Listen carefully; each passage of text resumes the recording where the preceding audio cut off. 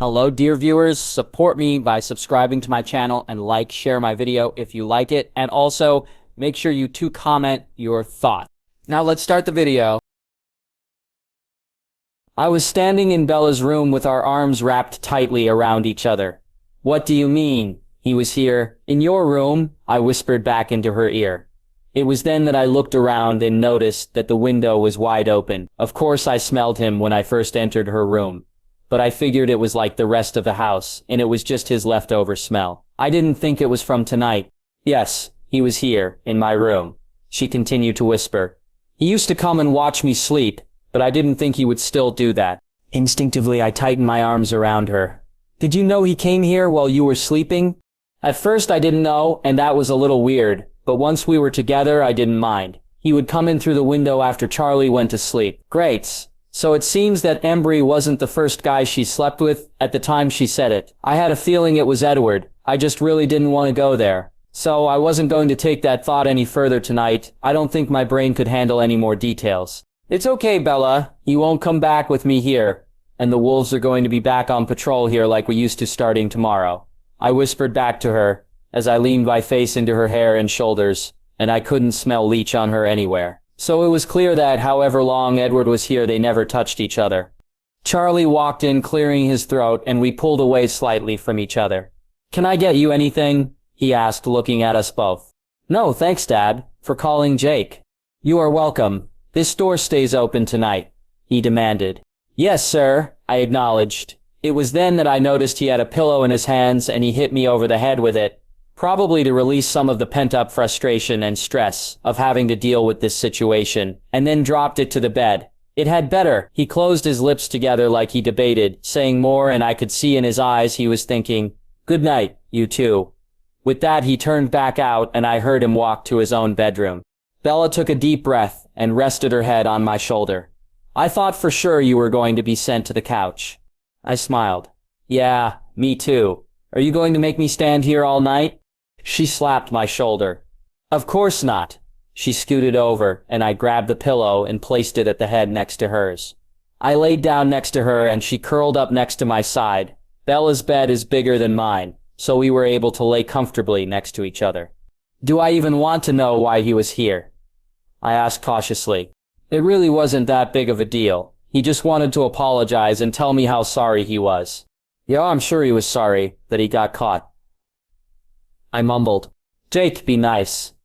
As usual, he completely blamed himself for everything, including me having you as my friend. Why does he have anything to do with that? I didn't like thinking about him having anything to do with the friendship between us. I shifted around a little, trying to get myself more comfortable. Well, if he had never left, then we wouldn't have gotten as close. Yeah, I guess that was not easy to admit to. I didn't like it at all. Anyways, he asked me if I wanted him there at school tomorrow. Wasn't that nice of him?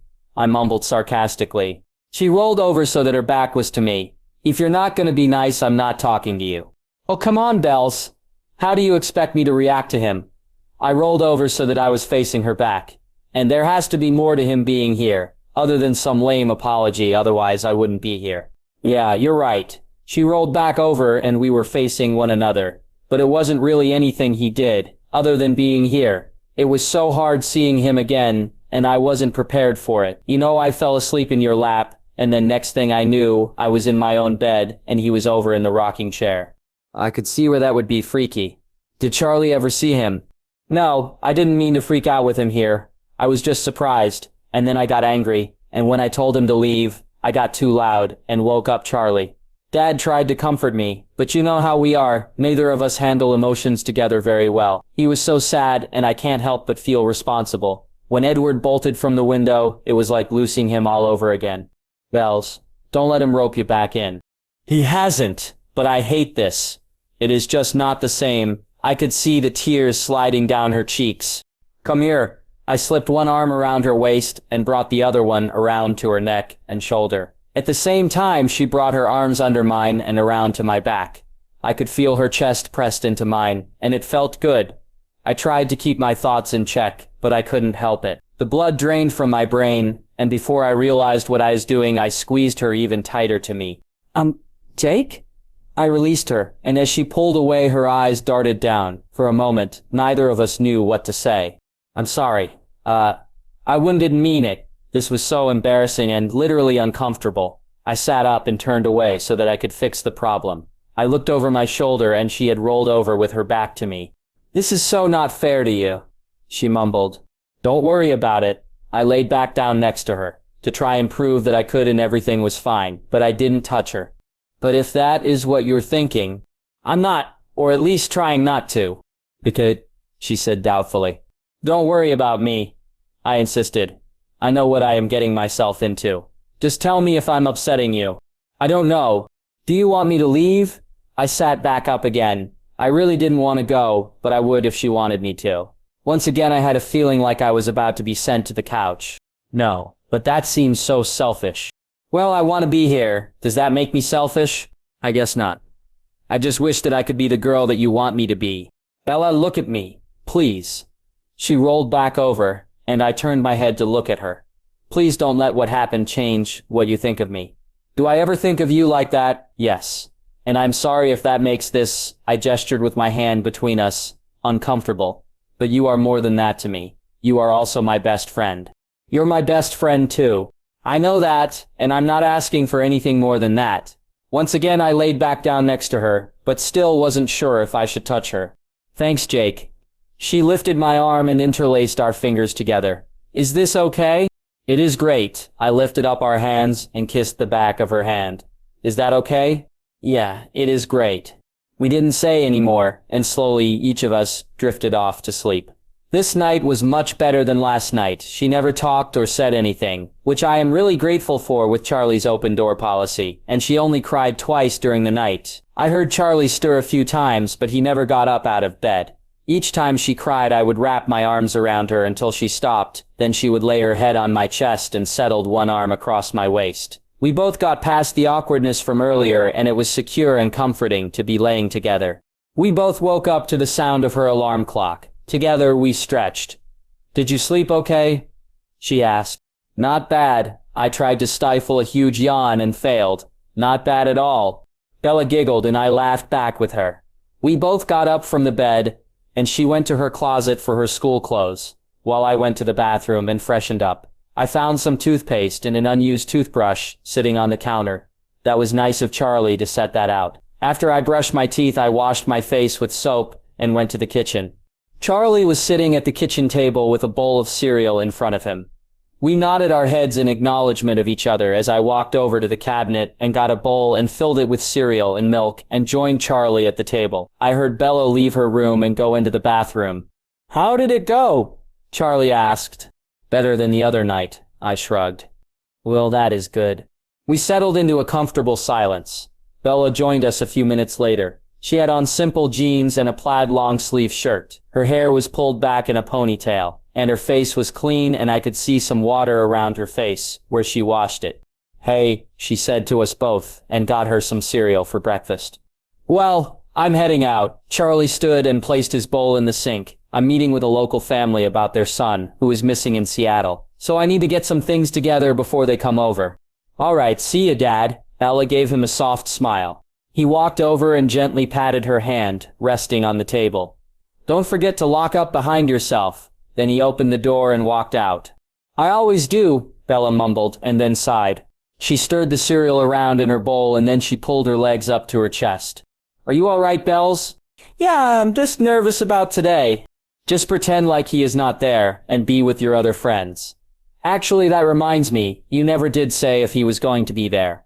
No, he agreed that him and Alice wouldn't be there. The last thing they need is another diploma, she mumbled. However, that's the problem. I don't have a life outside of him. There has got to be other people that you hang out with. There was the awful movie that we went to, I don't remember who, but there was supposed to be other people there. Yeah, but that was different. Did you secretly really want to have a date with just me and Mike? I smiled at the memory. She rolled her eyes and shook her head. No, that was really awkward. How is it different now than it was then? Edward wasn't an option then. She shook her head, but that is not really it. What is it? I reached out and took her hand. I have never been without him before. For a moment I was so confused. Bella, that is not even close to true. He was gone for 6 months. But I never let go of him. What do you mean? Now I was even more confused than before. She bit down hard on her bottom lip and tried to look where I couldn't see her face. Everything we did together was about him. What? My arms started shaking. I was hoping that I just misunderstood her and that she didn't really mean that. I'm sorry, I know I should have told you sooner. I don't understand what you are telling me now. I figured out that when I did something dangerous, that I could hear his voice in my head. So when I brought the bikes over to you, I wanted them fixed so that I could be closer to him. And the cliff diving? She nodded her head in affirmation. I felt like everything important in my life was being ripped from me. I knew that I loved her more than she did me, but I could see the love in her eyes when she looked at me. Or at least I had convinced myself that she loved me. You let me think I had a chance. How could you? I tried to tell you. Her tears cut her off, and she brought her hands over her face. I was too angry to care about her tears. My whole body started shaking. I was so upset. Well, damn, Bells. Next you're going to tell me that you flirted with me to get information on the Cullens. Weird how hearing it out loud gave it perfect clarity. How did I not see that before? Holy shit, you didn't you? I accused. Yes, she continued to sob. I can't believe this. Has everything been a lie? Are we even friends at all? Jake, please. She reached out and touched my shaking shoulder, and I jumped up from the table. Don't touch me. Of course we're friends. You're my best friend. Bella pleaded. Based on what? Warm soda and conversation hearts, or was that all about him too? I sneered. No, I admit that my motives were way off, and I am sorry that I used you. But you were able to put me back together again, not for him, but because I like being with you. Why? I demanded. I could see her eyes blinking back fresh tears, and she chewed on her lip. Her answer was taking way too long. Whatever, Bella. I'm out of here. Have a great day at school. No, Jake. Wait. She stood up from the table, taking a few shaky steps towards me. Not this time. I walked out the door to my rabbit, and backed out and drove to school. I was still angry when I got to school. I stormed over to my locker and grabbed my books and extra paper and pens that I kept in there and went to class. I saw most of my pack brothers and they could see that I was upset and wisely decided to give me space. All morning long I stewed, thinking over everything that Bella and I have shared together. I just couldn't believe that it had all been about him. By lunchtime the guys were tired of my silence. What's going on, Jake? Embry asked. I don't want to talk about it. I took several large bites of my lunch trying to pretend that no one else was here. What did Bella do this time? Jared asked. I said, I don't want to talk about it. I yelled, emphasizing each phrase. Since when did my non-existent love life seem to be everyone else's business? Whatever it was, we all know that he'll take her back again. Paul rolled his eyes. Yeah, you're right, Paul, 'cause we all know that I am just such a pushover. I sneered. I got up from the table and left school. I wasn't going to be listening to anything the teachers said anyway. I ducked into the trees, removed my clothes, and phased. There is no other way to completely relieve the tension than phasing. My wolf processes emotions easier than I can. I had been running for hours, thankful for the freedom and silence. I felt someone phase in, but I just ignored them. I had too many other things to think about. God, Jake, just when I thought things couldn't get worse for you. Leah laughed. Either shut up or go away, I growled. You can't tell me what to do. Would you rather I get Sam? Jerk. Bitch. Ouch, don't hurt my feelings, Leah mocked. Whatever. Just keep your pathetic love life to yourself. Like yours is any better. That is completely different, and you know it. Yeah, but at least I stand a chance with the one I'm pining after. Her growling ricocheted through the trees as she called me every dirty name you could think of. I can't say I didn't deserve it. That was a pretty low blow. Leah, I'm sorry. She didn't acknowledge me, however. Her thoughts went back to the task of patrolling so that she could get it over with. I wasn't far from the cliffs, so I decided to run there. I phased back, slipped my shorts on, and sat down at the edge watching the waves below.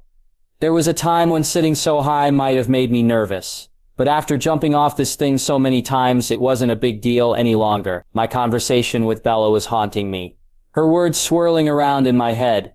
What if we really never had a relationship to start off with? What if what I thought was love wasn't at all? I knew that I hadn't imprinted on her. Was that a sign that there was someone else that I was supposed to be with instead? The sun was extremely hot today, and I could feel it piercing into my skin. It was a welcome relief when it started making its descent. I was about to stand up and jump into the water when I saw someone swimming. Even though she was tiny from up here, I could see that she had long arms and legs, and I could see her hair pulled back in a bun on her head. So I assumed it was a girl. She was doing laps. She would get several meters out and turn around and swim back towards the shore till the water came just above her knee, and then she would go back towards the ocean. Even after it was completely dark, I enjoyed watching her swim back and forth. Suddenly, as she was heading back towards the ocean, I heard her scream and then her head went completely under the water. Without further thought, I stood and jumped from the cliff and started swimming towards her. As I approached, her head was back above the water, however, she was flailing both her arms and legs. I stood in the water, it coming up past my shoulders. I reached out for her shoulders, and her elbow came and hit me hard in the chest. Surprised that someone was with her, she screamed again, "Jackie, calm down." Once I spoke, she recognized my voice. "Jake," she yelled as she flung both arms around my neck. Her legs were still kicking wildly, so I gently placed my hands on her waist. "Are you okay?" "I don't know. I was swimming and I could have swore I felt something slide around my legs. I kicked and I think I hit my foot hard on a rock." Her chest was still heaving from her anxiety. I tried to stand up and didn't realize that I had swam out farther than I could stand and dunked myself. "Come on, let's get you on the beach and we can check on your foot and legs." "Okay, thanks." I left one arm around her waist and she hung tightly to my neck as I walked towards the beach. The water was at my waist when I thought we would check and see if she could walk on her own. "Do you want to try and walk?" "Okay, this is so unlike me. I never hurt myself like this." "Don't worry, I'll catch you." She tried to put her foot down, and I saw her wince from the feel. "Come on, it's not worth it. I'll carry you." "I'm not exactly tiny." "Neither am I," I smiled, and she laughed and rolled her eyes. I put my other arm behind her knees and carried her. As we came out of the water, she pulled herself a little tighter to me. I could tell that she was cold. "Do you normally swim so late at night?" "Either swim or run, whatever keeps me out." "Do you not like to go home?" "You remember my mom got remarried a few years ago. It is just different now." "Yeah," I shrugged. I probably wouldn't have remembered it, but it was the same summer as my sister's wedding, and I just felt surrounded by wedding stuff. "Didn't I catch the bouquet and you catch the garter?" "Yes, Quill and Embry paid me $5 each if I would stand there and promise to double it if I actually caught it." I laughed, and she just shook her head and smiled. I carried her completely out of the water and looked for a place to set her down so I could look at her foot. There was a breeze in the air, and any part of her body that wasn't touching me was covered in goosebumps. "My towel is just by that driftwood tree. Can you take me to it?" she said as her lips trembled from the cold. "Sure." I looked and saw it on the bench of the tree that I considered to be my tree with Bella. "Great," I sighed. I didn't want to think about Bella right now. I sat her on the bench, and she immediately grabbed the towel and wrapped it tightly around her shoulders. I knelt down in front of her with one knee up and placed her foot on my knee. I could see that the top of her foot was very purple and bruised, and it looked to be a little swollen. As I pressed on different areas, I could see her wince, but she never complained. "I think you are going to want some ice on that pretty soon. Do you mind just staying here with me for a little bit?" "Are you sure?" She nodded her head in affirmation. "Okay." I came and sat next to her. She lifted one of my arms and draped it around her. "Does that bother you?" she asked. I smiled at her. "No, it's fine." The towel was still cloaked tightly around her, and I unconsciously rubbed my hand up and down her arm while she rested her head just above my shoulder, almost to my neck. We sat there, for a while, both lost in our own thoughts. What a terribly strange day I was having. I thought back to what Paul said at lunch, that no matter what Bella did, I would take her back. Was that true? Was there something that would be unforgivable? I hated what Paul said, but I hated that he was right even more. I knew that already. Bella was sorry, and that once we saw each other again, I would forgive her. And as much as I didn't like to hear everything she said, and it really sucks, I needed to know, she was right to tell me. And while I can't imagine acting any differently, other than leaving, I knew that we would work this out, and it would all be okay. Bringing me back into the present, I could feel Gaki's lips lightly graze my neck. Did she just kiss me? It continued 2-3 times until I felt her tongue trace the spot as she took a little of my skin into her mouth. Whoa! What are you doing? I leaned my upper body back. What do you think? She brought both her hands around to the back of my head as she pressed her chest into mine. At the same time, she turned her head to bring her lips to mine. Her kiss was filled with so much desire and intensity that it caught me off guard. For a moment, my lips moved back against hers. Her hand cupped my cheek as we kissed. I felt her sigh against my mouth. We can't do this. I stood up, needing some distance. Why not? No one else is here. And you know I have liked you forever. I know you have, but I don't see you that way. Could have fooled me, she mumbled. I'm sorry, I didn't want to hurt her feelings by calling it a mistake, but I knew it was. Looking at the girl in front of me, as great as I knew she could be, she wasn't who I wanted. But you might if you tried. It's not that simple. Maybe it's not, but it could be, she insisted. You don't want me to make out with you just because it is convenient. You sure about that? She smiled. Yes, I'm sure. That would be cruel and disrespectful to give you that kind of false hope. I took a deep breath. I'm sorry, but I'm not the right guy for you. You don't know that because you have never given me a chance. I know it feels that way, but my heart belongs to someone else. Right before she looked down, I saw the hurt and sadness on her face. I like being with you when I can, but I can't be any more than a friend to you. All right, I understand, she said sadly. Come on, let's get you home. I stepped over, offering her a hand up. She took it and lifted herself up. By now, her foot was badly swollen, and I worried that it might be broken. I placed one arm behind her shoulders and the other behind her knees, picking her up. Where's your car? Just up ahead. Do you think I'll be able to drive? Why don't I drive you home? That way I can carry you inside. It doesn't do much good for you to drive home if you are stuck in your car. Good point. There was a small pouch with the towel that held her keys, so I picked it up and carried her to the car. I got her in the passenger seat, and then I drove her home. Jackie's parents owned the resort that was just on the other side of town. I pulled up to her large 2-story home and came around to help her out of the car. I was going to carry her again, but she just put an arm around my shoulders, and I placed a hand at the small of her back as she hopped on one foot to her front door. As she pulled out her house key, the door flew open and her stepdad opened the door. Where have you been? He yelled. She tried to take a step back, but winced on her hurt foot. I slipped my hand around her waist to steady her. I was swimming. It's no big deal. Who's the latest guy you're bringing home now? He is already half naked. I doubt he will last any longer than the others. He mocked. I saw her flinch like she had been slapped by his words, and it made me angry. I'm Jacob. Jacob Black. Even though most of the time I found it annoying, my last name held respect in our community, and I saw the recognition in his eyes when I said it. Before I could say more, Jackie's mom came in. Hello, Jacob. Nice to see you. You too, Mrs. LaPlante. Jackie, what happened to your foot? She came around and took my place as Jackie's support. It's nothing really. Jackie downplayed it. Just some ice and rest, and I'm sure it will be fine. Thanks for bringing me home, Jake. Anytime. I leaned over and kissed her cheek so that I could whisper in her ear. Call me if you need anything. She nodded her head, and I slipped out the front door. After such a strange day I was ready to get home.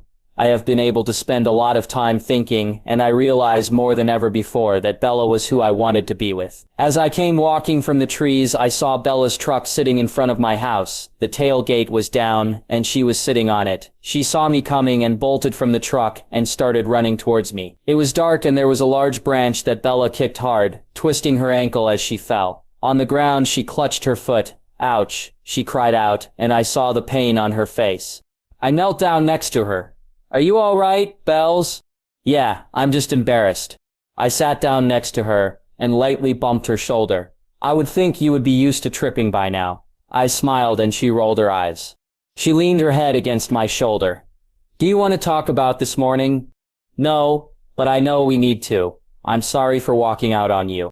You have nothing to apologize for. This is all completely on me. She took a deep breath.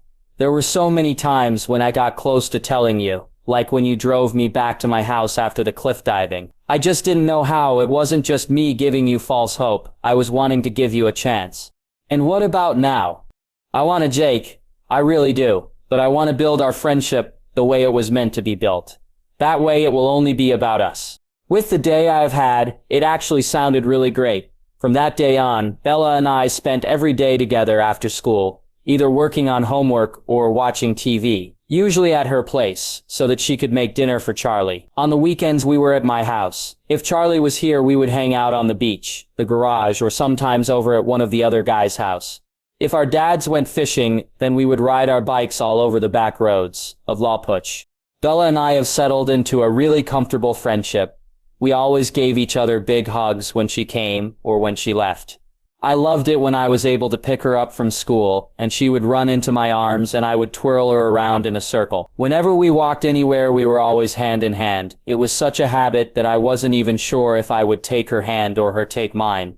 We were both happy, and even at night she wasn't crying anymore. The only mention of Edward was sometimes in her sleep. I assumed that she still dreamed of him at times. I'm not going to lie and say that I still didn't want more than a friendship with Bella, but I was content with our friendship. The only times that things were difficult is when it was my turn to patrol outside of Bella's house. It was hard to be so close to her and not touch her, and that was where I was now with Jared.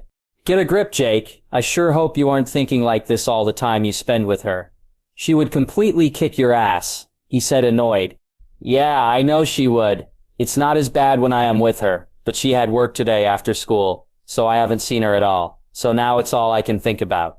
Believe me, I know. It is not fair. You at least have Kim. I tried to justify myself, and you could probably have Bella if you would man up and get with her. I guess I am just scared to rock the boat. We really are in a good place. Well, if you can't get your act together tonight, I will send you up there myself. Sorry, I said, really trying to get it together. Jake? Are you out there? Bella whispered from her window. Maybe you'll be luckier than I thought. Jared smirked. Yeah, I doubt it. Nothing is ever that easy. Do you care if I go talk to her? No, I don't care. I think we have only an hour until we exchange shifts. Okay. If I'm not back before they come, will you let me know that I'm off? Sure.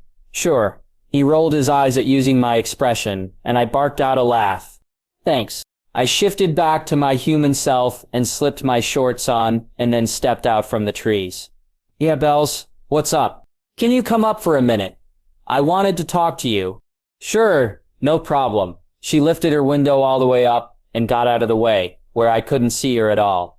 I grabbed onto the tree and swung myself through her window, landing lightly on the balls of my feet. She had a big smile on her face, and the moment I stood up, she wrapped her arms around my waist, and I hugged her back. We stood there for a long time. Is everything okay? Yeah? I just missed you. I missed you too. It is not that I didn't like being with her, but something just felt off. I decided to just be patient. Aren't you tired? I wasn't sure how late it was, but I knew it was sometime after midnight. Not really. I was asleep and just woke up, and I thought I remembered that you would be out there tonight, so I thought I would check. I let go of her, but took her hand as I walked over, sat on her bed, and she sat next to me. Well, I'm glad you did. Was Jared being annoying? No, it was more me annoying him. Really? Why? You don't want to know. She gave me a look that told me to spill it. It's corn. Guy stuff. You really don't need to worry about it. She leaned her head on my shoulder. Okay, but you're all right? Yes, I'm fine. I smiled at her concern, brought her hand up, and kissed it. I decided that a change of subject was in order.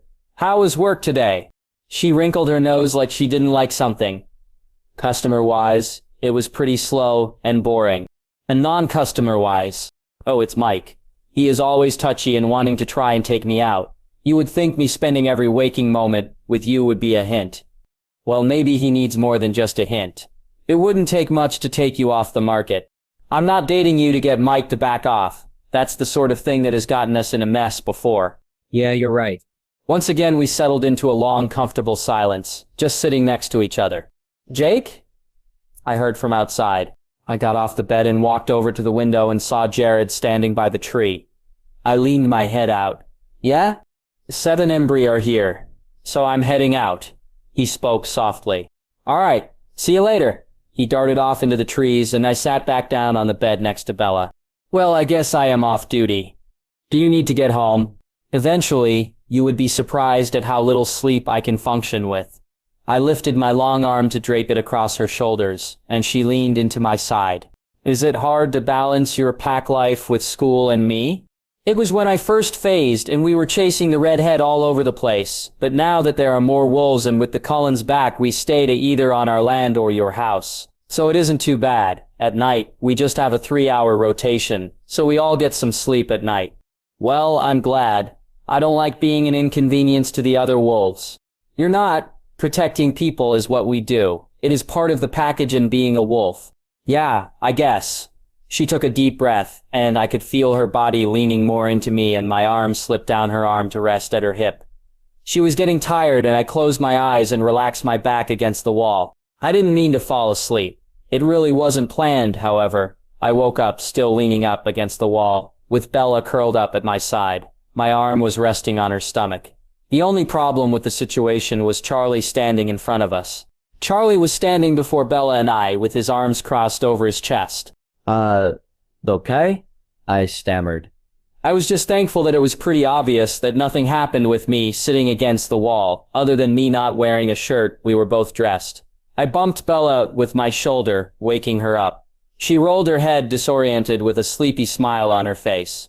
Jacob, what are you doing here? Bella jumped. She hadn't noticed Charlie yet. Sorry, Dad. I called him. I couldn't sleep. She sat fully up and tucked her legs under herself. How long has this been going on? Charlie asked. It hasn't been going on, and I'm sorry I didn't mean to fall asleep. I looked at both of them and then looked back at Charlie. I was going to just help her go to sleep and then leave. Would you have still planned on leaving if I weren't in the other room? I knew he wanted a truthful answer, but I wasn't really sure what he was asking. Would I have tried to take it further if only Bella and I were in the house, or was he simply asking if I would have still planned on leaving? Probably not, I answered honestly. Dad, Jake is my friend.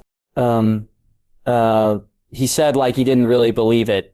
Well, I guess since you are here, I'll talk to you both together. Charlie walked over to Bella's desk and sat down in the chair, and I both quickly looked at each other. I was thinking we got off pretty easily, and then we brought our eyes back to Charlie. Jake has Billy mentioned going fishing this weekend. Yeah, he talks about it all the time. He is really looking forward to it. He loves to fish, and while the day trips are great, he really loves it when they can go for the whole weekend. Bells, it is sort of a tradition for Billy and I go for the weekend.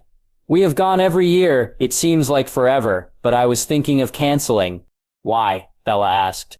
I didn't want to leave you for the whole weekend. I'm a big girl, I can take care of myself. She can stay with me. Bella and I said at the same time. We both looked at each other and laughed. I brought my hand up, messed with her hair, and draped it back across her shoulders. Charlie smiled. I have thought about both of those. Bella, do you want to stay by yourself? And Jake, would you really let her be here alone? If Bella didn't want me here, I wouldn't be here. It is not about me letting her do anything, I answered. I believe I'm completely capable of staying alone, but if it is my choice, I would much rather stay at Jake's. I really enjoy going over there on the weekends instead of being here after school every day. It gives me a break. Okay, however, I have to be honest. I don't like the idea of you two staying in the house without anyone there. How about I agree to not touch her? He looked my arm resting on her shoulders, any more than I normally do. I smiled.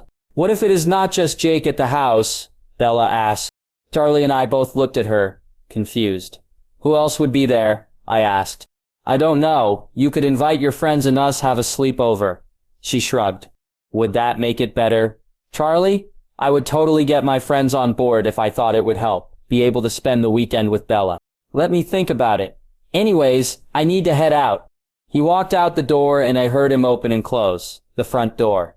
Do you think he'll go for it? I asked Bella. I don't know, he can be hard to read sometimes. But considering he was already thinking about it before you suggested it, he might. That would be awesome. I hope you don't mind that I suggested Quill and Embry be there. No, it was a good idea. It was a freaking awesome idea. We heard Quill yell from the open window.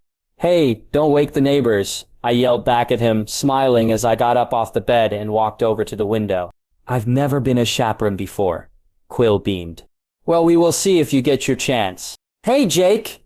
I looked over at her. She had walked over to her closet and gathered her school clothes. I'm going to quickly get ready and then I need to get to school early to work on a project with Angela. Do you mind riding with me to school before running back? No problem. Do you need me to leave your room? No, I'm going to go shower. She walked out the room and I brought my attention back to Quill, who was still standing outside. So when will we know if I'm needed? Quill asked.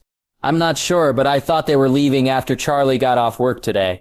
I sat down on the windowsill, and Quill and I continued to chat with each other as Bella got ready. She came back with 2 Pop-Tarts and handed both to me and put her pajamas in her closet hamper. As she turned back around, she looked at me and started laughing. I bit half of the Pop-Tart in my mouth. What's so funny? I garbled due to the food in my mouth. You sitting there with Quill below. It is like you two are a terrible impersonation of Romeo and Juliet. I rolled my eyes, shaking my head, stuffing the rest of the Pop-Tart in my mouth. Yes, Quill called from below. What? I called to him. At least I got to be Romeo, he laughed. I am not Juliet, I grumbled. Bella walked over and bumped me with her shoulder. Come on, pretty lady. Let's go, she said, as she took my hand to lead us out the door. I could hear Quill laughing below. I jumped in the truck with Bella and Quill leaped in the back as she drove to school. At school we said bye and she ran to the picnic tables and sat with a girl who was already there. I assumed that she was Angela. Quill and I walked into the trees and phased so that we would be able to get to our own school. It was a quick run and I told him about going up and talking with Bella. He was rolling in laughter when I showed him the look on Charlie's face when he woke me up. So Jake, how long is this best friend thing with Bella going to last? I don't know. You never should have agreed to that again. No, I disagree. It has been great, really, building our friendship. I feel closer to her than I ever have before. What about her? I think we are just both scared to try and change things. Well, maybe me and Embry can help this weekend. How would you guys help? Not sure, but trust me, I'll think of something. Once in Lepush, we divided to go to our own homes for more clothes. The school seemed to frown upon us, not wearing shirts or shoes when we are there. It a pain, but oh well. I walked in the front door and went straight to my room. Hey Jake, I need to talk to you before you head out to school, he called from the living room. Okay, I'll be right there. I quickly put on some jeans, a t-shirt, and brought my shoes out and sat down on the couch to put them on. What's up? Charlie called and has agreed to let Bella stay here as long as you two aren't alone. Okay, I already talked to Quill. He is good to come and I can talk to Embry at school. Sounds good. I stood to leave. Jake, one more thing. Yeah? I walked over closer to his chair. It made more sense to talk to you when I thought it was going to be just you and Bella here. And I almost let it go, but I just want to get this over with.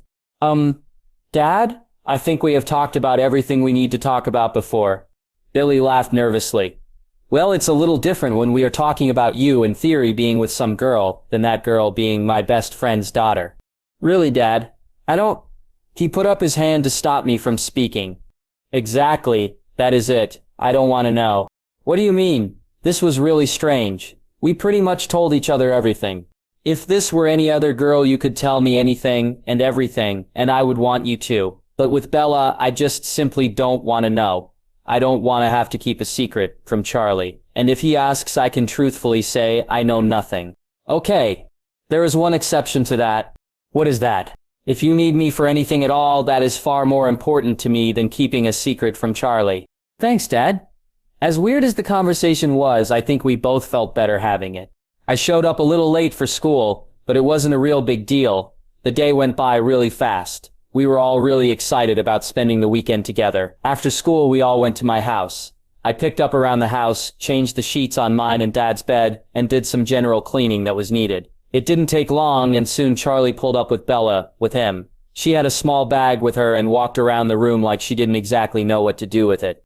Hey, Bells. I gave her a big hug and took her bag and sat it on the floor next to the couch. I didn't want to just assume that she would stay in my room. We could work out all our sleeping arrangements later. Hey, Jake. She seemed a little nervous. I don't know if that was because Charlie was still here, or maybe he scared her to death on the drive over here. Embry walked over and draped his arm over her shoulders. Now, Charlie, you won't need to worry about a thing. We'll make sure everything is under control, he said, completely serious. However, we all rolled our eyes. Well, I am glad that you all are here. Charlie walked over to Bella. You take care of yourself, Bells. I will. Now you guys get out of here and have fun. Bella encouraged. All right, let's go, Billy said. Charlie opened the front door, and Dad pushed himself through. There was some fishing gear, and my dad's bag that I picked up and carried to Charlie's cruiser. Bella stepped out on the front porch, and watched as we got everything loaded up, and then we both waved to them as they pulled out. What now? Bella asked. She still seemed nervous. Are you all right, Bells? Did Charlie say something? She sat down on the ramp, and I sat down next to her and took her hand, just like I normally would. No, she chuckled. Well, sort of, he asked, if I brought my pepper spray. You have pepper spray? Yeah, it makes Charlie feel better, but don't worry, I didn't bring it. Well, that is great. I can finally make my move. I smiled and bumped her with my shoulder. Ha, it just feels strange. I'm not going pounce on you, I laughed, to try and lighten the mood, and I won't let those two goons in there either. Bella shook her head and smiled. I'm not worried about that. I'm not really worried about anything specific. Just relax, at this point it shouldn't be different than any other Friday. You always come over until you can barely keep your eyes open, and pass out, while I drive you home. This time we get to skip the drive home, nothing has to change. Thanks, Jake. Come on, I don't know what they are doing in there, but it is way too quiet. You are right. Let's go. We walked in and the house was completely empty. They must have gone out the back door through Dad's room. Where did they go? Bella asked. No idea. They can both be really weird sometimes. Very true. I saw Bella's bag sitting by the couch, and that reminded me that we needed to figure out the sleeping arrangements for tonight. Hey, while they are gone, I wanted to talk to you. Where do you want us all to sleep? I don't know. I hadn't really thought about it. Well, I just didn't want it to be awkward when that time comes. I could see her thinking about it a little, and she started to bit down hard on her bottom lip. Bells, why are you so nervous? I guess I just thought I would stay with you. I came over to her and wrapped my arms around her. That will be fine. I'll let them decide which one gets Dad's bed and who gets the couch. I picked up her bag and placed it in my room. Charlie gave me money for pizza. Do we want to order now or later? Probably now. She walked over to the phone and dialed the only pizza place on the res and ordered, while I went to look at our movie selection. I figured that would be a great way for all of us to pass the time. Our movie selection was pretty horrible. Neither Dad or I watched them much, and so most of them were things the twins bought or we have had forever. I heard Cullen and Bree come back laughing and punching one another. Embry opened up the cabinets below the sink and placed something in there. Where have you idiots been? I asked. You'll see later, Quill snickered. It was a few minutes later that the pizza arrived, and we decided to watch Princess Bride. We had all seen it several times, and could even quote some of the more famous parts. Quill, Bella, and I sat on the couch, and Embry sat in the other recliner. I had grabbed the extra pillows and blankets from the closet so that we could move to the floor to stretch out if we wanted, but we were all comfortable and chatted while we watched the movie and ate. So Bella, are you excited about staying the whole weekend with us? Embry asked. Yeah, I think it will be great. She smiled. So who is more fun to hang out with, vampires or werewolves? Quill asked. I glared at him for asking such a stupid question. I would have thought he would have known better. I looked over at Bella's face, worried that it might upset her. I don't know. Is that a real I don't know, or I'm not going to tell you, I don't know. I'm not going to tell you, I don't know. Embry insisted. I admit I was really interested in knowing the answer as well. I guess you'll never know. She smirked at him.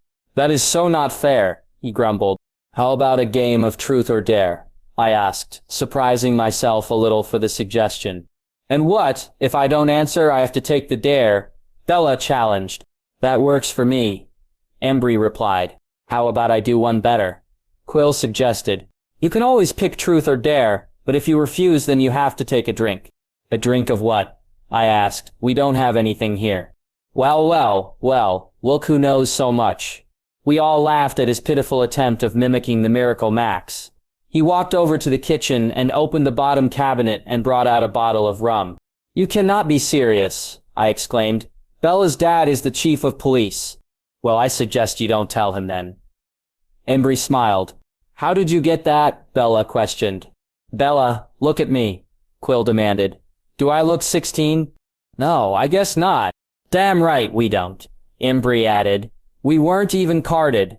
I wasn't really worried about myself or the guys getting drunk. Maybe a buzz from taking a shot, but our high body heat would burn it off extremely fast. However, Bella was tiny, and it didn't look like it would take much to pull her under. What do you say, Jake? Quill asked. I say it is up to Bella. She is the only girl here, and the smallest. We all looked at her as she thought it over. All right, I'm in. Awesome, Embry and Quill said together, and I admit I was excited too. We all smiled at each other as we went back into the living room. We decided to all sit down on the floor. Bella sat next to me, Embry was across from Bella, and Quill was across from me. The bottle was placed between us, but we had cans of soda that we were also drinking, and popcorn that was supposed to be for our movie. Okay, Bella, spill it. Who is more fun, vampires or werewolves? Embry insisted. I really don't feel like I have an answer, but I will say you guys because it is more relaxing. I'm just not into big parties and that sort of thing. However, watching them play baseball was fascinating, but that sort of ended badly. Why is that? I asked. I couldn't really imagine baseball having a bad ending. That is when James, Victoria, and Laurent showed up. Who? Quill asked. He wasn't familiar with any of the vampires' names. Victoria is the redhead that we have been tracking, Laurent is the leech we killed, and James is the one the Cullens killed that Victoria is pissed off about, I explained. Bella smiled big, like she was impressed that I remembered who they were. All right, Bella, you're next, Embry informed. She looked around at us, all sort of nervous. Jake, truth or dare? Truth. I decided to start off easy. Have you ever been kissed? She asked. Yes, I answered, torn between being embarrassed and being proud that I kissed before.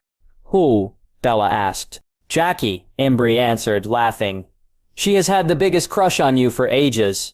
Yeah, I know. But she is just my friend, I said, mostly for Bella. Friends with benefits, Quill murmured. I grabbed a pillow, tried to hit in the head with it, but he moved. Shut up, it is so not like that. All right, Quill, I decided to continue the game to get the conversation off me. Truth or dare? Dare, he easily replied. Spend the next round sitting in Embry's lap.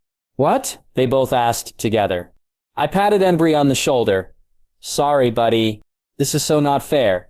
Embry mumbled as Quill stood and tried to figure out a way to do this without actually touching Embry. It was really funny, and we were all laughing. Finally, Quill curled himself in a ball and sat between Embry's legs. All right, let's make this a quick round. Quill grumbled. Bella, truth or dare? Truth. What do you usually sleep in? T-shirt and sweatpants, or shorts, depending on if it's hot or cold. At her answer, Quill jumped up and got to his own seat. Bra or no bra? He added. No bra, it's uncomfortable. Why? Embry asked, and I gave him a weird look. What? I don't have sisters. I don't know, it just is. The straps can get itchy. The clasp gets annoying. I can sleep with it. I just prefer not to. She shrugged. Jake, truth or dare? Bella asked. I wasn't sure if I was going to regret it, but decided to go with truth again. Truth. Have you ever seen a girl naked? She blushed a little. Oh, and your sisters don't count, and neither does a picture. Ooh, gross. I haven't seen my sisters.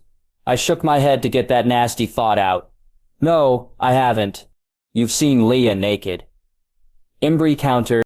That doesn't count. We've all seen Leah naked, I insisted.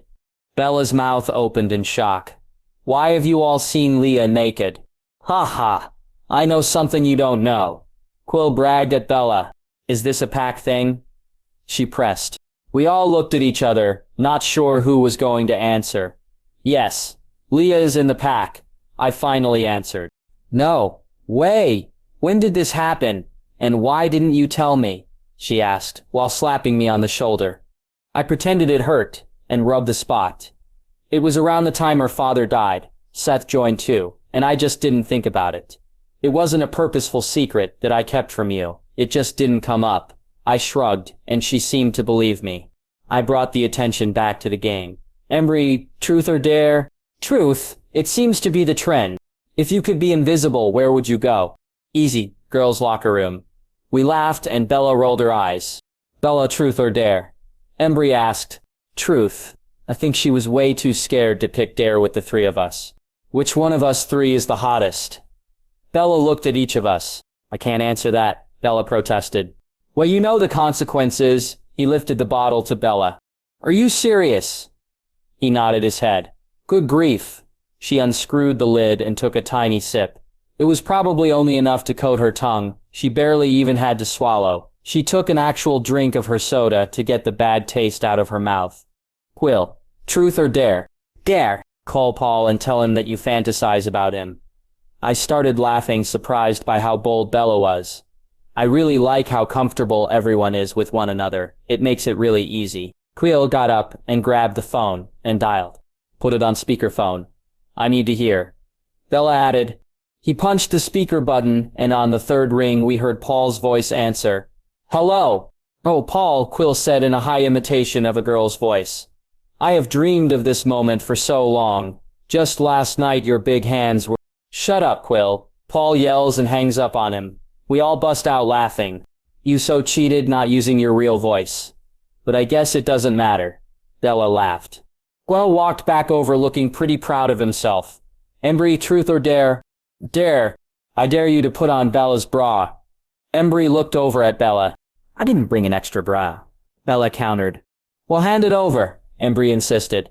Bella looked around at myself and Quill to see if we would back her up. You could make Embry take a drink if you don't want to hand it over. I didn't want her to feel too pressured. Oh, fine, she grumbled. She reached behind herself and undid the clasps and then brought the straps down her arms and reached under her shirt to bring it out and tossed it at Embry.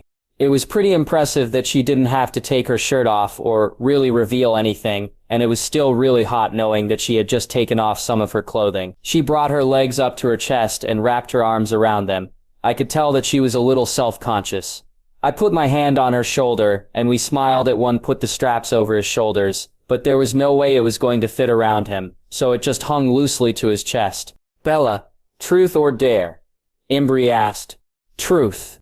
Did you ever kiss Edward? He made a disgusted face like the thought was repulsive, and to be honest I thought that was pretty gross as well. Yes, she said easily, like it was no big deal. Really? I asked before I could stop myself. Didn't you worry about his fangs? She pushed on my arm. You know he doesn't have fangs. Close enough, Quill murmured. She rolled eyes and shook her head. Jake, truth or dare? Bella asked. Dare. I dare you to eat 2 tablespoons of pure salt. Not too bad. I walked over to the kitchen and grabbed a tablespoon and our salt and ate both spoonfuls. It was worse than I thought, and I started to get a glass to fill it with water. And nothing to drink for 10 minutes. Bella added, Hey, that is not fair. I already did it. She just smirked and gave me a smile that I could never refuse. Oh, fine. I came and sat back down. Quill, truth or dare? Dare. Make out with a pillow, saying the name of the girl of your dreams. He grabs a pillow and starts kissing. We could hear his exaggerated smacking sounds. Oh, Jackie, he moans. You want Jackie? Embry asks. Nah, I wouldn't want to take Jake's girl. I glared for a moment before I could see the humor in his eyes. You can have her, I insisted. Bella just watched my face as she slowly looked between us all. I think she might be getting the impression that there was actually something going on with Jackie and myself. I reached out and took her hand, hoping that it was a comforting gesture. Embry, truth or dare? Quill asked. Dare.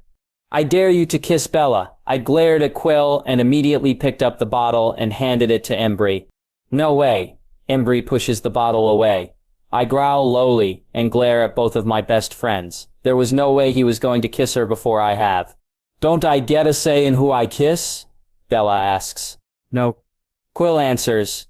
Bella rolls her eyes as Embry gets on his knees and reaches out for her hands. I couldn't believe that he was actually going to kiss my Bella. I was stuck between wanting to walk away and actually watching my best friend kiss Bella. Bella came up on her knees as well. I could see her hands shaking as she placed her hands on his shoulders. Unfortunately, Bella's arms were the only ones shaking. However, mine was not from being nervous. Embry looked right at Bella as he leaned his head in, right before his lips touched hers. Bella quickly turned her face and pushes her cheek into his lips. I was greatly relieved that she didn't let him really kiss her, but I was really angry at Embry. Embry was still surprised by missing her lips, and I reached out and smacked him hard in the head, knocking him over into Quill. "What is wrong with you?" I demanded at Embry. He rubbed side of his head where I had hit him. "Sorry, I figured if she kissed a bloodsucker, she could kiss me." You thought wrong. I looked at both Quill and Embry, still irritated at them both. However, I just had to remember that in reality he only kissed her cheek, and that was not a big deal. I took a deep breath to calm myself, and Bella took my hand, rubbing her thumb across the back of my hand. It was calming and I felt much better. "Jake, truth or dare?" Embry asked. I could see in his eyes that he was sorry. "Truth." Let's see, how far would you go with someone you just met? I could tell that he meant for that to be a simple question, but it didn't feel very simple. "I don't know," I answered honestly. "It just doesn't feel right, doing something with a stranger. It would be so meaningless." It was my turn next, and I was still thinking about how Bella has kissed Edward, and I know that he used to sneak inside her room at night. I know that I shouldn't, but I couldn't help but wonder if there was anything else that they did. "Bella, truth or dare?" "Truth." "How far did you go with Edward?" She had sort of a nervous look, and reached out for the bottle. She actually took a real big drink, and all us guys were a little speechless, that she didn't answer the question. "What does this mean? How far can you really go, with a vampire?" I had no idea, but I didn't think she could really kiss him. And that is not true, so maybe she could go further than I ever imagined possible. "Quill, truth or dare?" Bella asked softly. "Dare. Run naked around the house 3 times. Quill stood smiling, and Embry and I just rolled our eyes. Quill starts to take his pants off here. "Ah!" Bella screams and covers her eyes. "I don't want to see it." Quill laughs. "Then how are you going to know if I do it?" "I'll trust you," Bella said with her hands still over her eyes. We all started laughing as Quill removed his pants and stepped out the front door. Bella kept her hands over her eyes until Quill sat back down with his pants back on and it was declared safe. "Embry, truth or dare?" Quill asked. "Dare." "I dare you to give Jake a back message." Embry and I looked at each other questioning. "Turn around, Jake." I turned my back to him and I could feel his hands lightly touch my shoulders. It felt really weird and creepy, and I guess that Embry decided the same. "Oh, this so isn't worth it." I looked back over my shoulder and he grabbed the bottle and took a drink. "Jake, truth or dare?" "Dare," I answered. "I dare you to kiss Bella." He gave me a quick wink. I could tell he was redeeming himself from trying to kiss her earlier. I looked over at Bella as she looked right back at me. I watched her face looking for fear or anxiety. She seemed to be at peace with the idea, and so I thought I would go for it. I got up on my knees and she did the same. "With tongue," Embry added. I saw her eyes get a little bigger and I am sure that mine did the same. I thought about taking a drink, but Quill and Embry would never let it go and I really did want to kiss her. I have dreamed about it so many times, and I watched her eyes, they never looked over at the bottle, so I took that as a good sign. I wasn't exactly sure how to approach. I didn't want to just ram my tongue in her mouth. I brought my hands out and took both of hers. "You ready?" "Yeah," she whispered nervously. The room was completely quiet, but I could see Embry and Quill smiling at each other. I brought both of her hands around to my back naturally, bringing us closer together. I could feel her small hands pressed into either side of my waist. Then gently, I placed one hand at her cheek, tilting her lips up as I brought my lips to hers. I saw her close her eyes, and I did the same. For a moment we were both in our own world. Her mouth was cold and so incredibly soft, and I could feel her lightly move her lips against mine. Though it was hesitant, she was not resisting. Her hands roamed up my back and circled around my neck, bringing our bodies closer together, deepening our kiss. And I could feel her breast pressed against my bare chest. I slipped one hand from her cheek into her hair and the other one around to her shoulder and back. Her back was smooth and my hand would glide over her body, while our lips were firmly pressed to one another. Moving in perfect synchronization, it felt easy and right. I deepened the kiss, bringing my lips tightly around hers, lightly sucking on her bottom lip, causing her to gasp. With my tongue I traced the outside edge of her bottom lip, asking for entrance, and she opened her mouth, giving me complete access. I could feel the smoothness of her mouth and the bumps as my tongue danced over her teeth, until it found her own. I have never kissed anyone like this before, and it being with Bella was a dream come true. Bella was actually letting me kiss her, and she seemed to be really enjoying it. Both of our hearts were beating wildly, and I could feel her gasp for air, but didn't stop the kiss. She pressed her tongue against mine, and I matched her stroke for stroke. I had no idea what Quill and Embry were doing, but quite frankly I didn't care. It is not like they wouldn't see it anyway. There is no way I wasn't going to be thinking about this kiss every second. Our hands moved into each other's hair. I could feel her fingers scratch into my scalp, and I wanted to moan. It felt so good, and I could feel my fingers surrounded by her silky strands. Suddenly it was like Bella's brain clicked in, and she brought her hands to my shoulders and began to push her body back. I slowed my mouth to give her one more peck on her lips and let her back herself away. She sat back down abruptly. The quick movement was startling, and she seemed to shiver some from the loss of my body heat, and we were both heaving for air. My lips were tingling from the pleasure of having them pressed to Bella's. Wow, I wanted to do that again. Man, that was hot, Embry said, smirking. That had to be better than kissing a cold rock. Quill laughed. Bella blushed deeply and ducked her head down in embarrassment. Cut it out, guys, I tried to make my voice calm. She got up and headed down the hall. I heard the bathroom door close. Quill and Embry looked at each other confused and then back at me. Do you think I should go check on her? I asked. They both just shrugged, and I figured I would give her a few minutes. Jake, you really need to work on your kissing, buddy. Embry said, still confused. I don't think it was me, you dork. I looked over at Quill. Me? I was just joking. He justified. I know. I took a deep breath and sighed. Was that as good as it looked? Quill asked. Yeah, that was amazing. That is how a first kiss is supposed to be. Oh man, I completely forgot that you haven't kissed her before. Embry said. Now I understand why you were so mad at me. I really am sorry. I shouldn't have even thought of kissing her. No, you shouldn't have. Bella came back and sat down with us. You okay? I whispered to her. Yeah, I'm fine. She scooted closer to me, and I brought my arm around her shoulders as she leaned her head against my chest.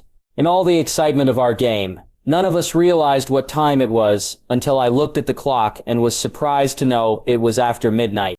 Well, guys, I think it is time to go to sleep. Bella and I will be in my room. You two can fight over Dad's bed and the couch. We all said our goodnights. Bella went to my room to change, and I grabbed some shorts and took a quick shower. She was already curled up with the sheet covered over her. I could see that she was close to being asleep, but not quite yet. I brought the sheet up as I crawled into bed and snuggled my body around hers, placing my arms around so that my hands rested on her stomach. Bella took a deep sigh and relaxed against me. I like you, Jake. Well, that's good. I like you too. I smiled, thinking it was sort of an obvious statement. No, I like you. Huh. I know that was great vocabulary skills there, but I didn't know what to say. I could feel her body relax further, and I feared that she had fallen asleep. Bells? Yep, I was right. She was sound asleep. How could she say something like that and then fall asleep in the next second? A big part of me wanted to wake her back up and demand to know what she meant, and if it was going to change anything, but I could feel how tired she was and decided that I was just going to have to be patient. Bella liked me. I did the best I could to clear it from my mind so that I could sleep. It took a little bit and I was finally able to drift off.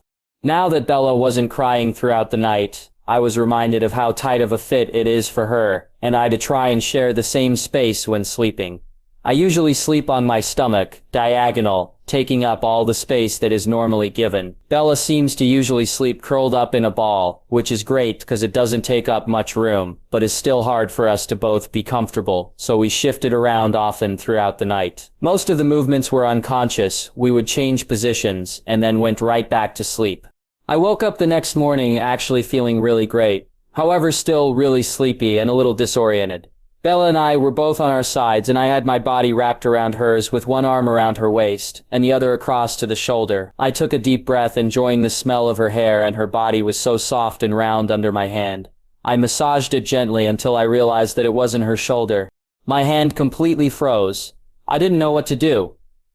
Oh no. Do I take my hand off and pretend like nothing happened? Take my chances and see if she doesn't mind. Probably not a good choice.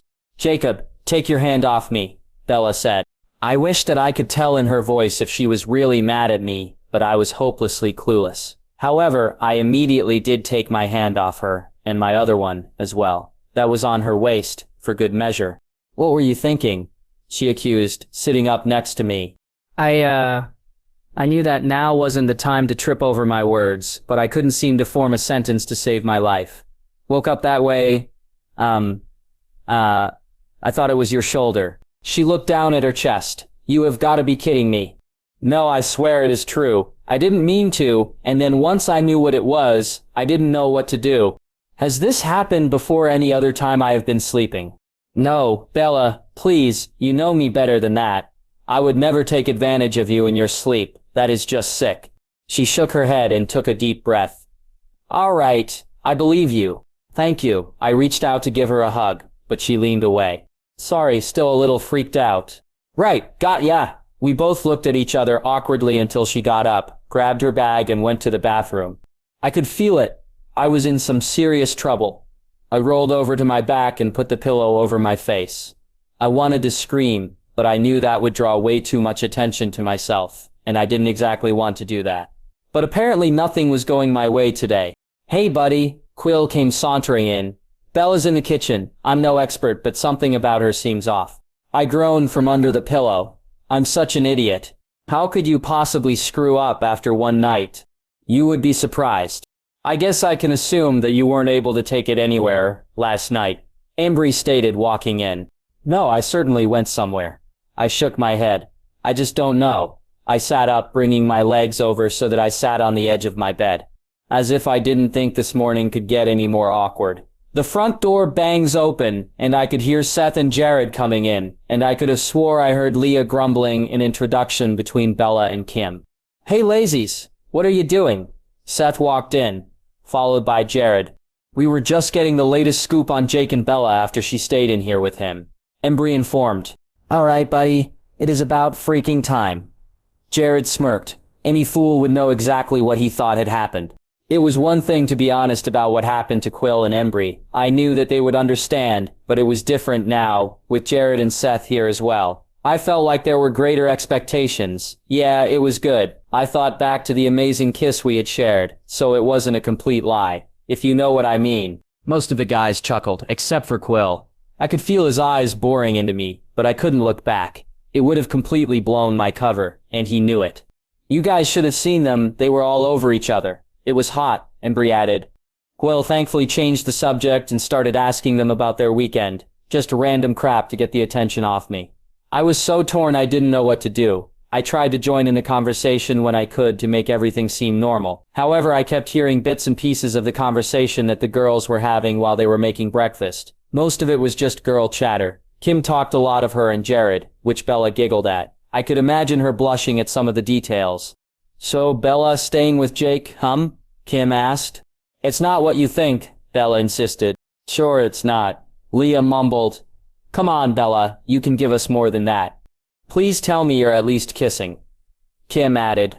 We've kissed once and it was... The guys had started wrestling each other, and Quill and Seth had been knocked into me laughing, and so I couldn't hear what she said.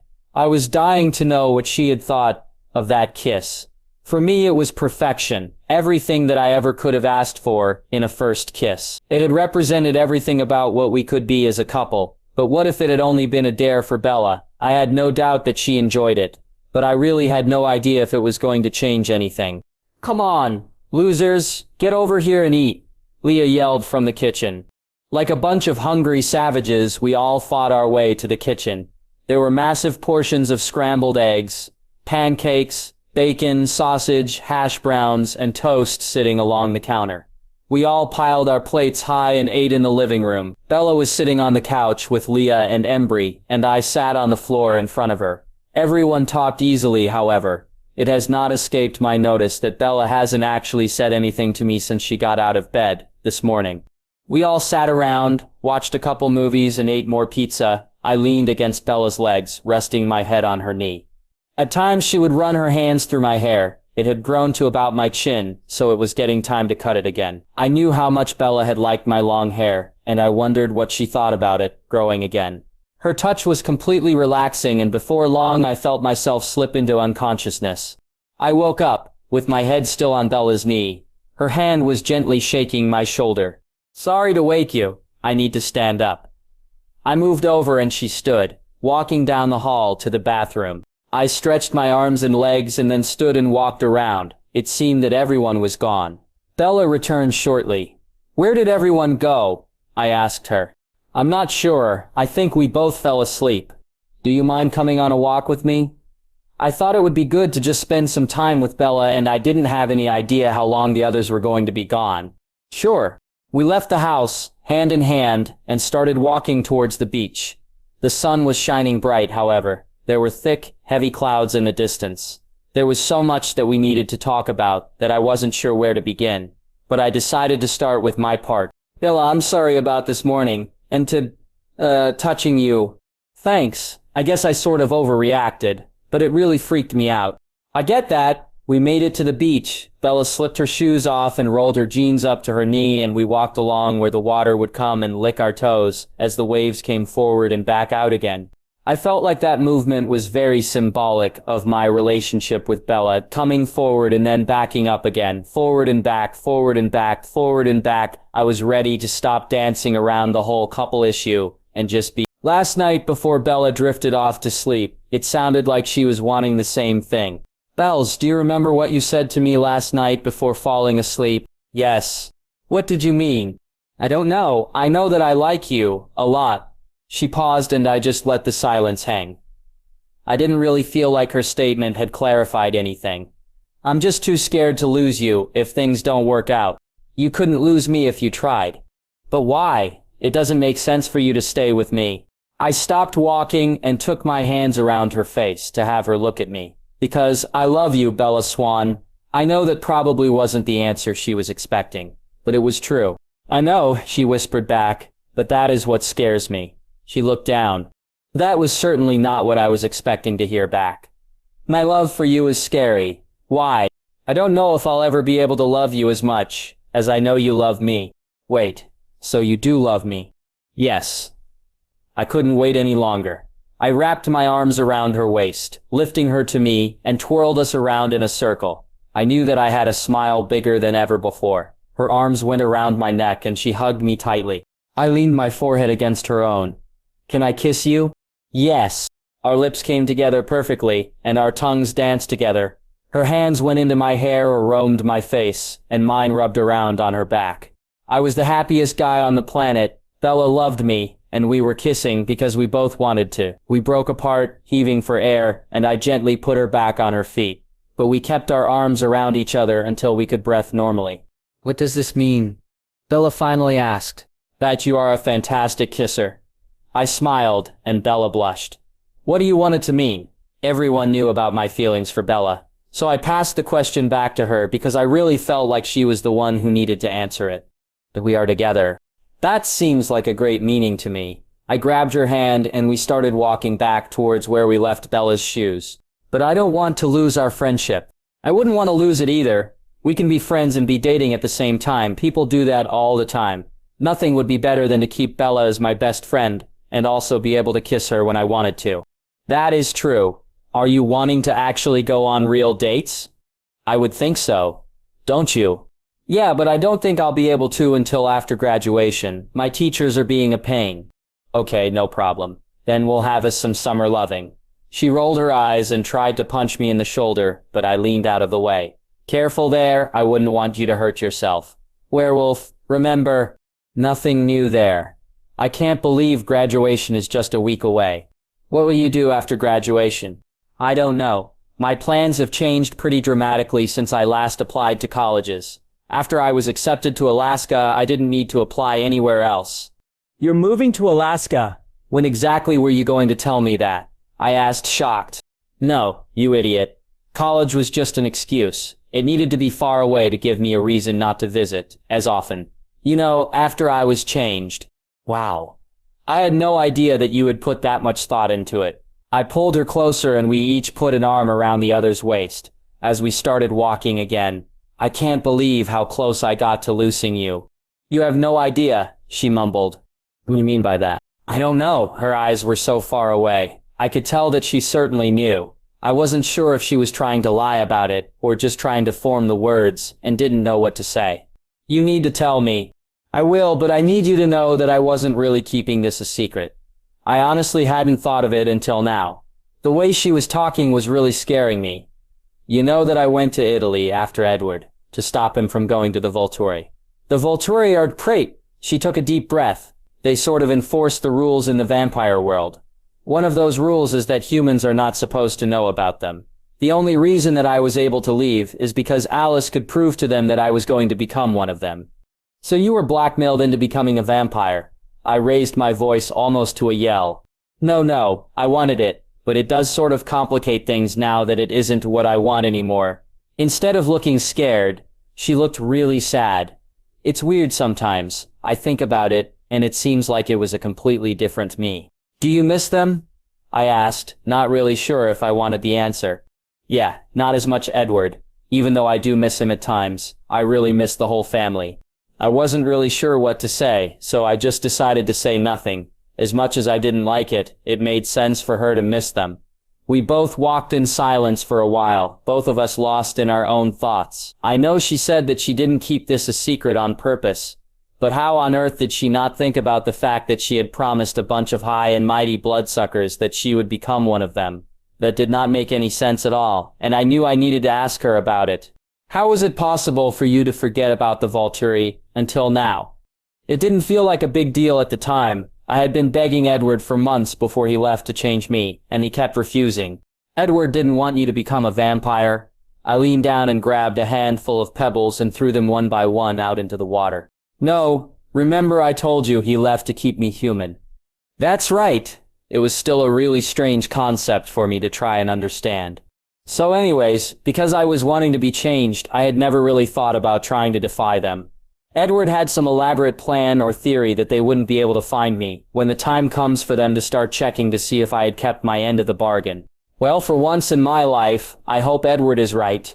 Me too. Bella found some larger smooth stones and threw them across the water. They didn't go near as far as mine, but rather skipped across the water 2 or 3 times. That still seems like a really big deal for you not to have thought of before now.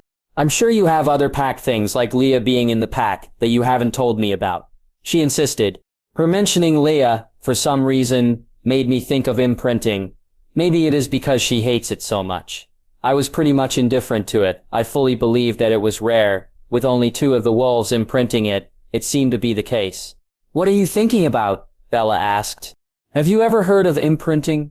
Actually, Kim mentioned it this morning. I had no idea what she was talking about, but I swear Leah growled at her for it. That is not too surprising. Kim and Leah have 2 very different views on imprinting. Why is that? For Kim, it has made her wildest dreams come true. For her to be with Jared. She had a huge crush on him and loves that it brought them together. For Leah, it has pretty much torn her life apart. See, Sam used to be dating Leah until he imprinted on her cousin Emily. Bella's mouth dropped open. What a jerk. How could he? Don't judge him just yet. Man, this crap is hard to explain. It's one of those bizarre things we have to deal with. It doesn't happen to everyone. In fact, it's the rare exception, not the rule. Sam had heard all the stories by then, the stories we all used to think were legends. He'd heard of imprinting, but he never dreamed. What is it? She prodded. I looked out at the ocean. Sam did love Leah, but when he saw Emily, that didn't matter anymore. Love at first sight? She snickered. I scowled, irritated that she wasn't taking this more seriously. It's a little bit more powerful than that. More absolute. Sorry, she muttered. You're serious, aren't you? Yeah, I am. Love at first sight, but more powerful? She said back, still confused. It is not easy to explain. It doesn't matter, anyways. I shrugged. He broke Leah's heart. He went back on every promise he'd ever made her. Every day he has to see the accusation in her eyes, and know that she's right. We were both quiet for a while as we walked along. Did it happen to you? She finally asked, without looking at my face. This love at first sight thing? No, I answered briskly. Sam and Jared are the only ones. Do you think it will? She asked nervously. No, I don't, I answered quickly, feeling confident that it would not happen. It's not something you can control, is it? I was silent for a moment, and our feet found a new rhythm. It was slow and sluggish, barely moving at all. It's not supposed to be, I admitted, but you have to see her, the one that's supposedly meant for you. And you think if you haven't seen her yet, then she's not out there. I could hear her doubt. Jake, you haven't really seen much of the world, less than me, even. No, I haven't, I said in a low voice. I looked back at her face, a face that I have seen and thought about so many times. A face that I have memorized, and that I love. But I'll never see anyone else, Bella. I only see you. Even when I close my eyes and have tried to see something else, ask Quill or Embry, it drives them all crazy. Bella thought for a moment. Speaking of them, we should probably figure out where they are. Sounds good. I could see in Bella's face that she was still chewing on all the imprinting information. I hope that she believed that I wouldn't leave her. We have gotten too close to let some possibility that was likely to never happen hold us back. We made it back to Bella's shoes. She brushed her hand across the bottoms of her feet and slipped them on. Once at the house, we pulled out some hamburger meat, and Bella made patties while I chopped some tomato and tore some lettuce. Once the grill was ready, I cooked the patties. When they were almost ready, Quill and Embry made their grand entrance, starving as always. There were lots of burgers and even more chips for us all, and we ate while watching some TV in the living room. Outside, a storm had gathered. The rain was hard and the thunder clapped loudly. We played cards at the kitchen table after several rounds. I could see that Bella was getting really tired, so we all got ready for bed. Bella took a shower first, and I chatted with Quill and Embry. They were glad that things were good between myself and Bella. They could both tell that things weren't quite right before, which is why they got everyone out this afternoon, to give us some privacy. Once Bella got out of the bathroom, I took my own shower. I could smell the strawberry scent in the air from her shampoo, and it made me smile. I loved having her here. As I crawled into bed with her that night, we cuddled close together. I like you, Bella, I sighed. She smiled. I like you too, and we kissed as we fell asleep. I woke up the next morning and stretched out. It only took me a moment to realize that I was alone. I spread out again, enjoying the opportunity to really stretch and my joints cracked. It had been a great night with Bella, but I seriously am going to have to get a bigger bed. It is one thing to cuddle up because you like to be close together. It is another to know that one of you will end up on the floor if you don't. I went to the bathroom and freshened up. Then as I went towards the kitchen, I could hear Embry and Bella talking to each other. Are you doing all right, Bella? Yeah, I am. Good. You know Jake thinks the world of you. I know. I could hear the smile in her voice. Just take care of him. He is a pain in the ass when things are not going well with you. Thanks. A lot, Em, I said, making myself known. They both looked at me smiling. They were sitting at the kitchen table, each with a bowl of cereal in front of them. Bella's was empty, and she had her knees up to her chest, and her arms wrapped around them comfortably. I prepared a bowl for myself and sat down to join them. So what are we going to do today? I asked. I hate to kill the party, but I really need to get back home and study for my finals. Bella frowned like she really didn't want to. I'll just head home then. I think Quill has patrols in about an hour. I sure hope he is awake by then. Embry rolled his eyes. I can wake him up if he is not, I offered. Then I'll take Bella home. We can call our dads and have them come there and I'll make them dinner. Bella suggested. Sounds great. After we finished eating, we picked up around the place. We hadn't been complete slobs, but we hadn't taken the time to wash the dishes. We had used, so we did that, wiped the counters down, and swept the floor. Quill joined us about halfway through.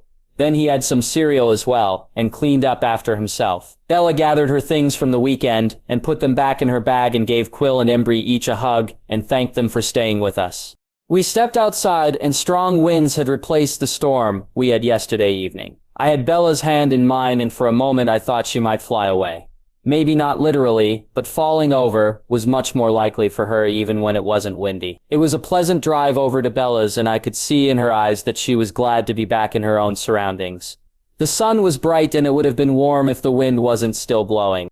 She pulled her house key out and unlocked her door and started to go towards her room to put her bag down. The moment I walked inside her house, I could smell that something was terribly wrong. Instantly, the smell burned my nose, surrounding me with the scent of burnt sugar, causing my body to shake and my eyes to start darting throughout the room. There was strong concentration of vampire, and I immediately grabbed her by the hips to keep her from going upstairs and pulled her into my body.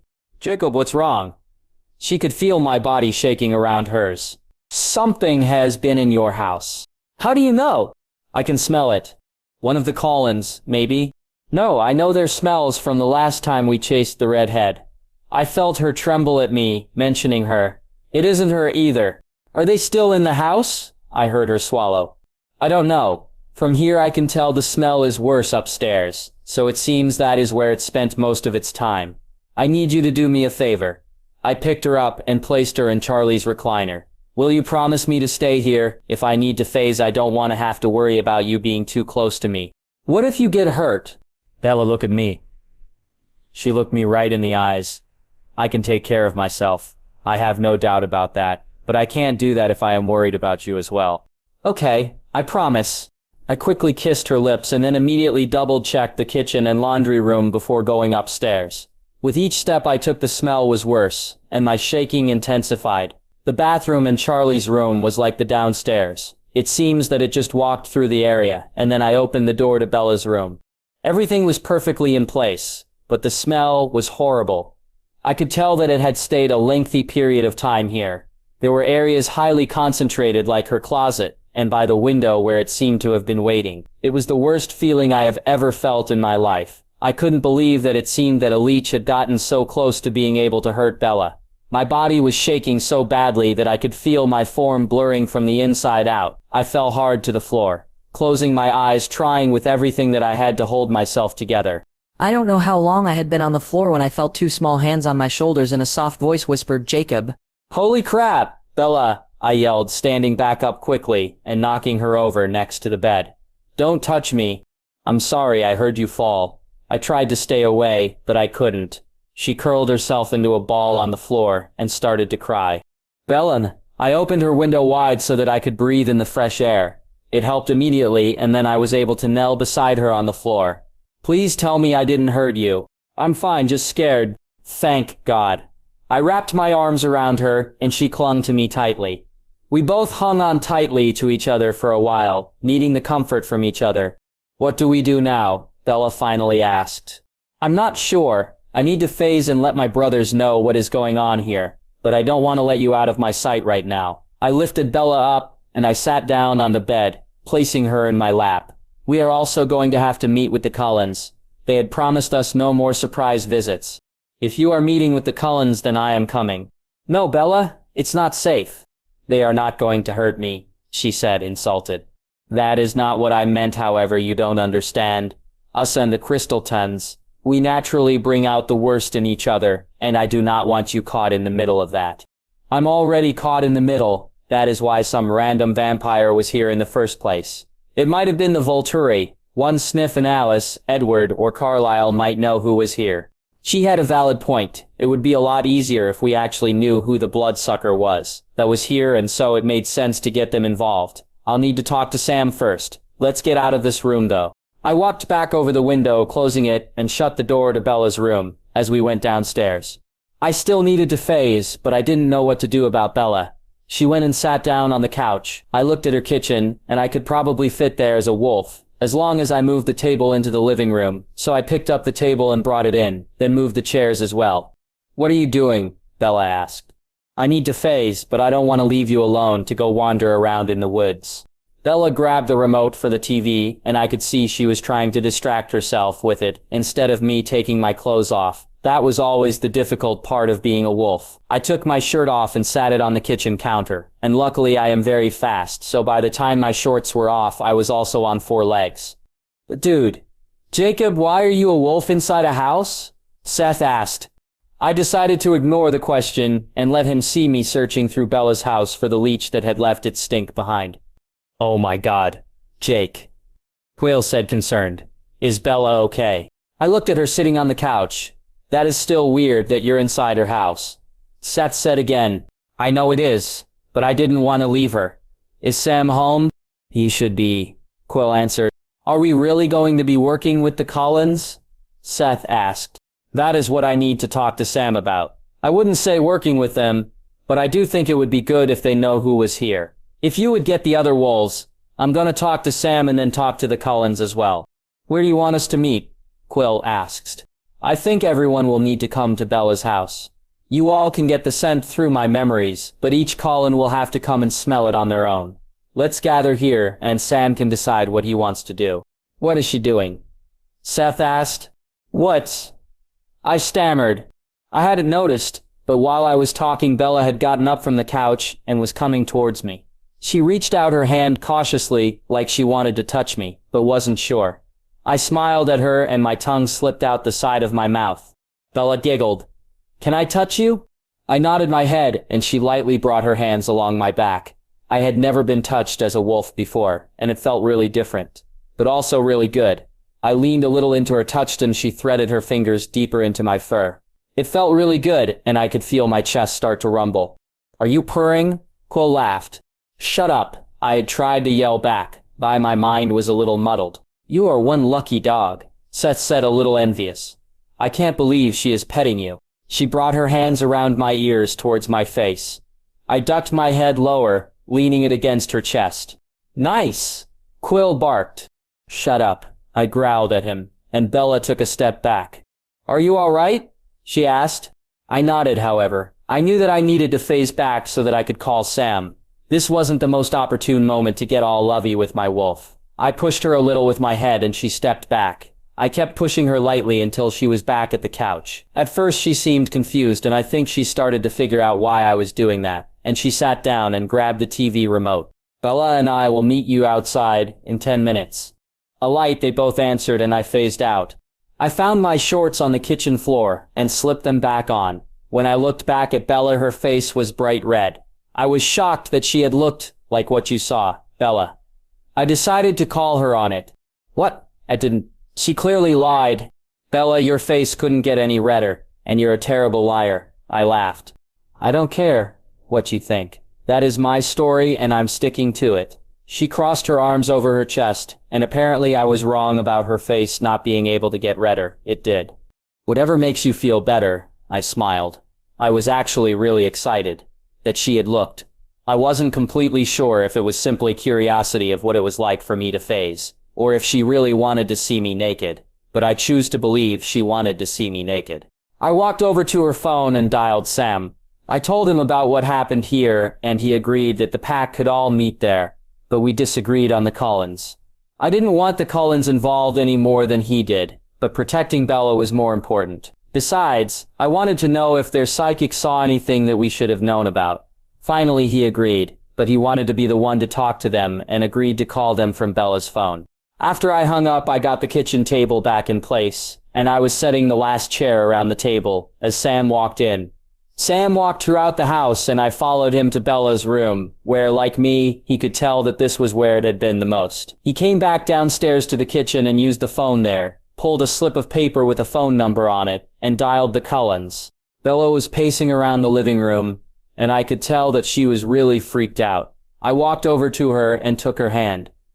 Are you okay? I'm sorry, I should have talked to you more before just getting the Cullens involved.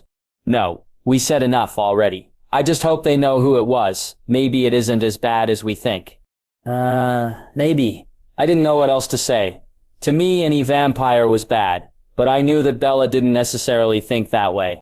We heard Sam ask to speak with Carlisle, and it didn't take long for Carlisle to come to the phone. Yes, Sam. What can I do for you? Carlisle asked. There has been one of your kind in Bella's house. It is not a scent that we have come across before. We would like to know if your crut... Sam paused for a moment. Daughter has seen anything. Also, if you might know the scent. Absolutely. We will come right over. Is Bella okay? She is fine. No one was home at the time that the intruder came. Be right there. All right, Sam replied, and hung up the phone. Let's all go outside, Sam instructed. Bella and I walked out together. I could see my brothers just inside the trees. Sam walked into the trees, and I saw him phase, probably informing them that the Cullens were coming, and give out instructions. Bella sat down on the steps of her front porch, and I came and sat beside her. Do you need to phase? She asked me. Not unless you want me to. No, I would prefer you like this. She slipped her arm around mine, hugging tightly to it. All right, but I need to warn you. It is not going to be easy for me to be around this many vampires at once. Everything in my body is going to want to attack them. Please don't hurt them, she said nervously. I won't. Even if I end up phasing, I promise you, I won't hurt them. And I will do everything in my power to stay human for you. But I need you to trust me and give me space if I can't hold it together. Okay. We both took a deep breath as we saw Edward's and Carlisle's cars pull up to the house. They all exited the cars immediately and gathered around Carlisle. I could see that Edward was furious. Their combined smell was overwhelming, and I stood up, taking a couple steps back. Bella looked at me, but let me have the space. You may all go in the house. Bella and I will be out here. The rest of the pack is just in the trees. Let's not make a scene, I instructed. The Cullen family went into the house, except for Edward. How could you let this happen? He hissed, looking directly at me. No one was home for the weekend. She wasn't in any danger, I stated firmly. But what if she had been here? He insisted. Then we would have been watching. We didn't know there was any reason to be guarding an empty house. We aren't the one with a psychic. Both of you calm down, Bella said, placing herself between us. Edward, did Alice know anything about this? No. You know she can't see you with him. If you want a chance to sniff around yourself, you better take it. I mentioned. Your window is closing fast. I glared, but didn't allow myself to feel as angry as I wanted to. He walked inside and I turned to Bella. What did he mean? She can't see you, I asked her. Alice can't see any of you wolves, and I disappear when I am with you. Good to know, I mentioned. That was really interesting information. As Edward went inside, Carlisle and Esme came back out. I'm sorry, we don't know who it was, Carlisle said. Thanks for coming, Bella replied, as she stepped up to him and wrapped her arms around him. He smiled and gave her a comforting pat on the back. Anytime, Bella. I know that things are not the same, but you are still part of my family. We love you, Bella, Esme added, and also gave Bella a hug, which Bella graciously received. Seeing her in the arms of a vampire is a weird feeling. I know I have seen her with Alice before, when she visited and tore my world apart, but no matter how much I wanted it to be back then, she wasn't my Bella. She is now. I don't want it to seem like I own her. I haven't tried to stop her from touching any of them, but deep inside I can feel how important she is to me, and it makes me nervous for her to be with them. Alice came out. Her and Bella hugged each other tightly and told each other how much they had missed one another. I could see a few tears that had come down Bella's cheeks as she patted the male blonde on the shoulder. He looked right at her, and she seemed to be more relaxed and smiled at him. The only one that Bella seemed a little cautious of was the beautiful blonde. Bella simply told her thank you, and the blonde said nothing back to her. The big burly Cullen lifted Bella up in the air and twirled her around, and I took a deep breath to calm myself. I didn't know this one at all, and seeing her wrapped in his arms smiling was really hard to wrap my brain around. With her still lifted in the air, he told her she stunk like a wet dog. She laughed back at him, and he set her back down right as Edward came back out of the house. Edward and Bella looked right at each other for a long minute, as neither of them moved. Please don't touch him, don't touch him. As if they were connected to one another, at the same time they moved towards each other and wrapped their arms around one another. Oh crap! Shit crap! I thought I was going to have a heart attack. It was beating so rapidly in my chest. I didn't trust myself to move at all. I thought for sure that she was going to go back to him, that he could protect her better than I could. Edward closed his eyes and I could see how much it meant for him to hold her again. I didn't want to see this, but I couldn't look away. It was like a horrible accident that you couldn't help but stare at, even though the sight before you was gruesome and gut-wrenching. I knew I needed to close my eyes to help me maintain control of myself, but I couldn't close them. I clenched my fist instead and pretended that I was beating the crap out of him. It wasn't going to happen, but it made me feel a little better at least. It was really only for a moment, the longest moment of my life, and Bella pulled herself away, gave his hand a light squeeze, and then came and stood by me. I was really glad to have her back, but I felt like I had just been run over by a truck with the tidal wave of emotions I was feeling. She put one arm around my shaking waist. Actually, every part of my body was shaking. I could see the concern on all of their faces at Bella being so close to me right now, and as much as I wanted to, I couldn't really blame them for that. Edward took a step towards us. Bella, I could only imagine what my thoughts looked like to him. They were literally all over the place, and my wolf was screaming at me like he has never screamed before. Don't, Bella said, raising one hand at him, indicating for him to not come any closer. She looked at my shaking form and up at my face. Are you all right? she whispered. I've been better, but yeah, I'm fine. We both took a deep breath and she leaned her head against my chest. It was clear that it had been a very emotional experience for her as well. I let one arm land across her shoulders as Sam came towards us. After each Cullen had spoken with Bella, they had gone over by their cars in front of the house. They didn't seem to know what to do next. Thank you for letting us come and check things out. I'm sorry that we could not be of more help. Carlisle spoke to Sam. Do you have any theories as to why it chose Bella's house? Sam asked. Well, it would be a very strange-smelling house, with the lingering smell of Edward as well as Jacob's scent, and even Bella's own unique smell. Carlisle reasoned. So you think it was just someone that randomly came by? Bella asked. I don't know, he answered. How do you plan to keep Bella safe? Alice asked. That is none of your business, I growled. Easy, Jacob, Sam warned.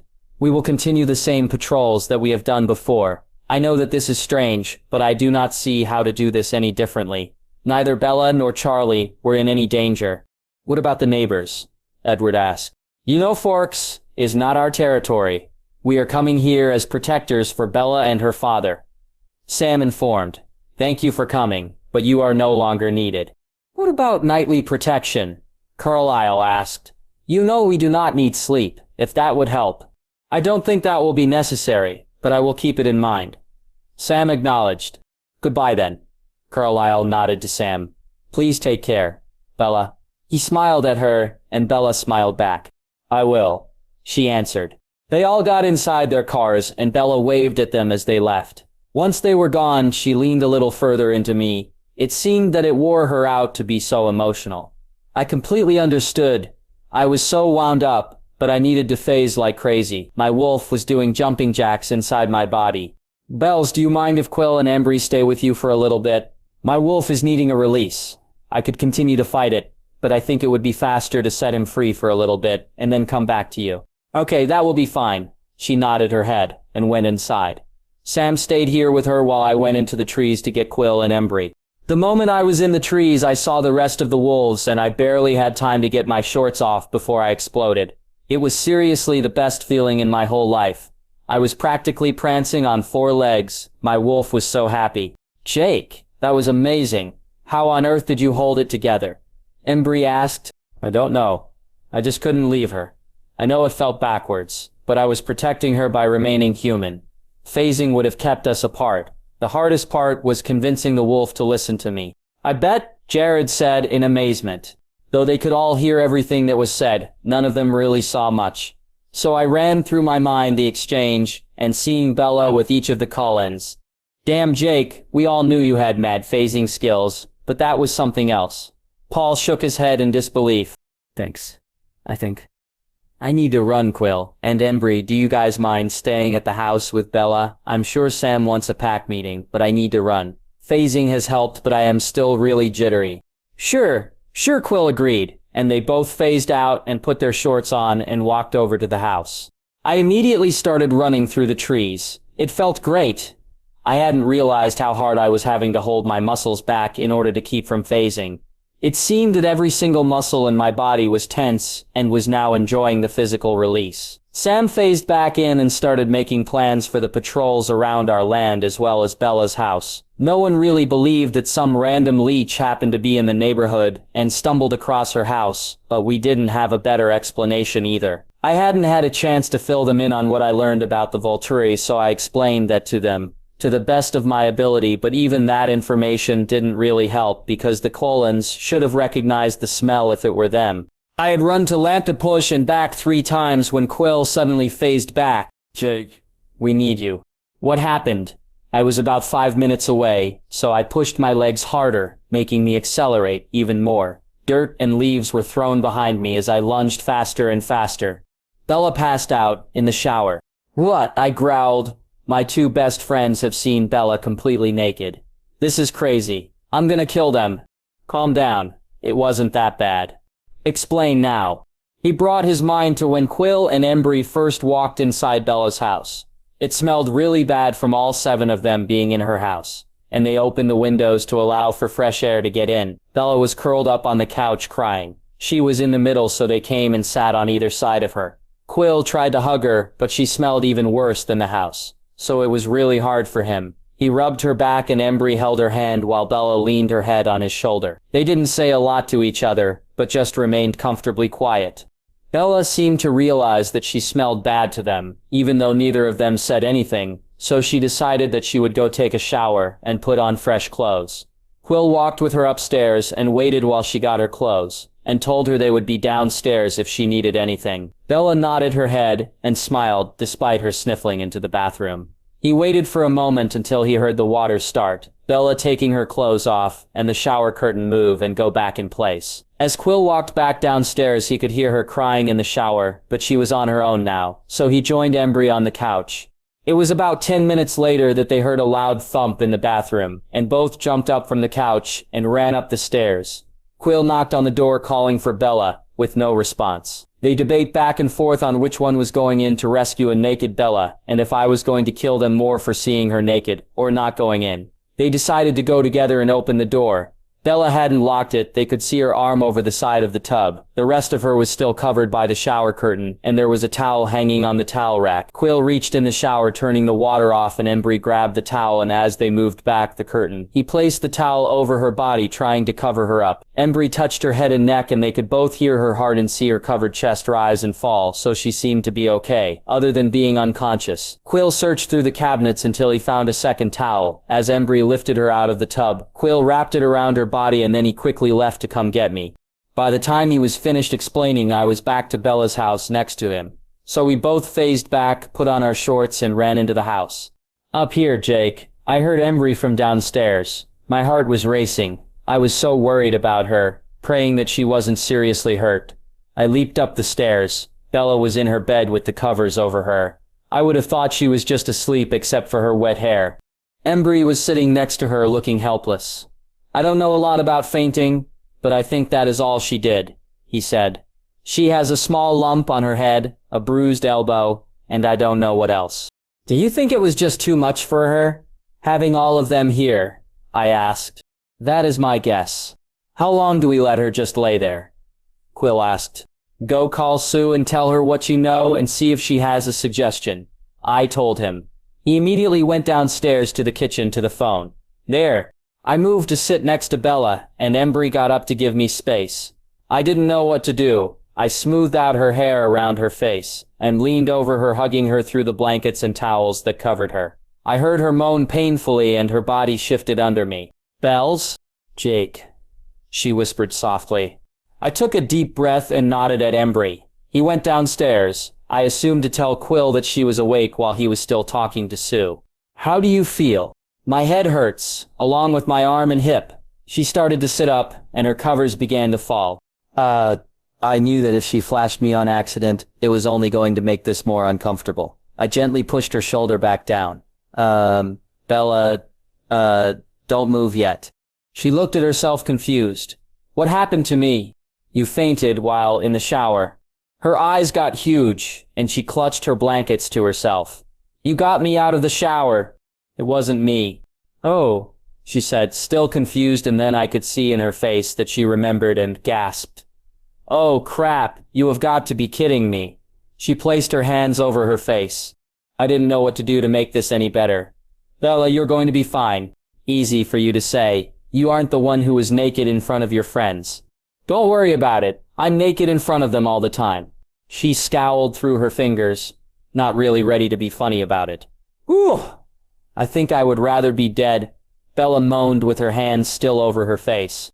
Oh, Bella, it wasn't that bad. I tried to reassure her. Yeah, right. I went through Quill's memories in my mind, and truthfully, he really did a good job of not looking at her. Honey, calm down. It is not as bad as you think. I promise they did the best they could to not look at you. Do you know why? Bella shook her head. Because Jake would have ripped our heads off if we didn't, Embry said, standing in the doorway. Bella looked at him and blushed. Seriously, Bella, I don't know what you look like under there. Any more than he does. He nodded his head at me.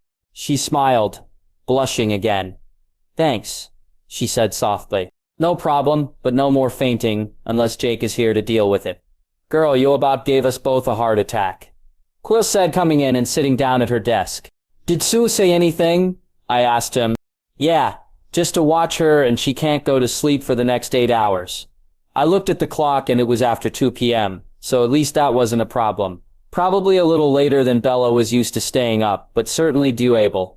Now that some of the anxiety was lifted, we were all much calmer, and I looked back at Bella still lying on her back. She had taken her arms out from under the blankets, and with her bare arms and shoulders, she suddenly looked very naked under there. How are you feeling? I asked her again. Better, my head still hurts. She brought her hand up, feeling the back of her head, but I don't feel dizzy or disoriented like I did when I first woke up. Do you think you can get yourself dressed? Your clothes are still on the counter in the bathroom. Do you want me to bring them here? Embry asked. Yeah, that would be good, she answered. He went to the bathroom and came back with her clothes, sat them on her bed and nodded his head at Quill for him to follow him back out. They both walked out, and I wasn't sure what I should be doing.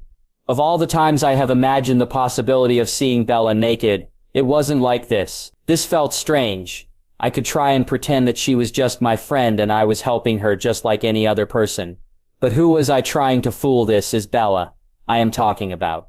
So because I was helplessly clueless, I decided to just ask her what she wanted me to do. Bells, what can I do? Can you just help me sit up? Yeah.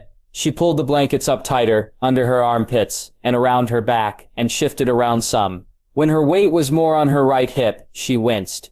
I brought my hands around her bare shoulders and helped her to sit with her weight more on her left side. I was trying to do the best I could to not think about how soft her skin felt and how beautiful she looked. But the truth was, it was amazing. She was clearly uncomfortable with pain in her hip, and so I knew it would be faster if I helped her. I found her shirt on the bed and slipped it over her head. She put her arms through each sleeve with the blanket still around herself.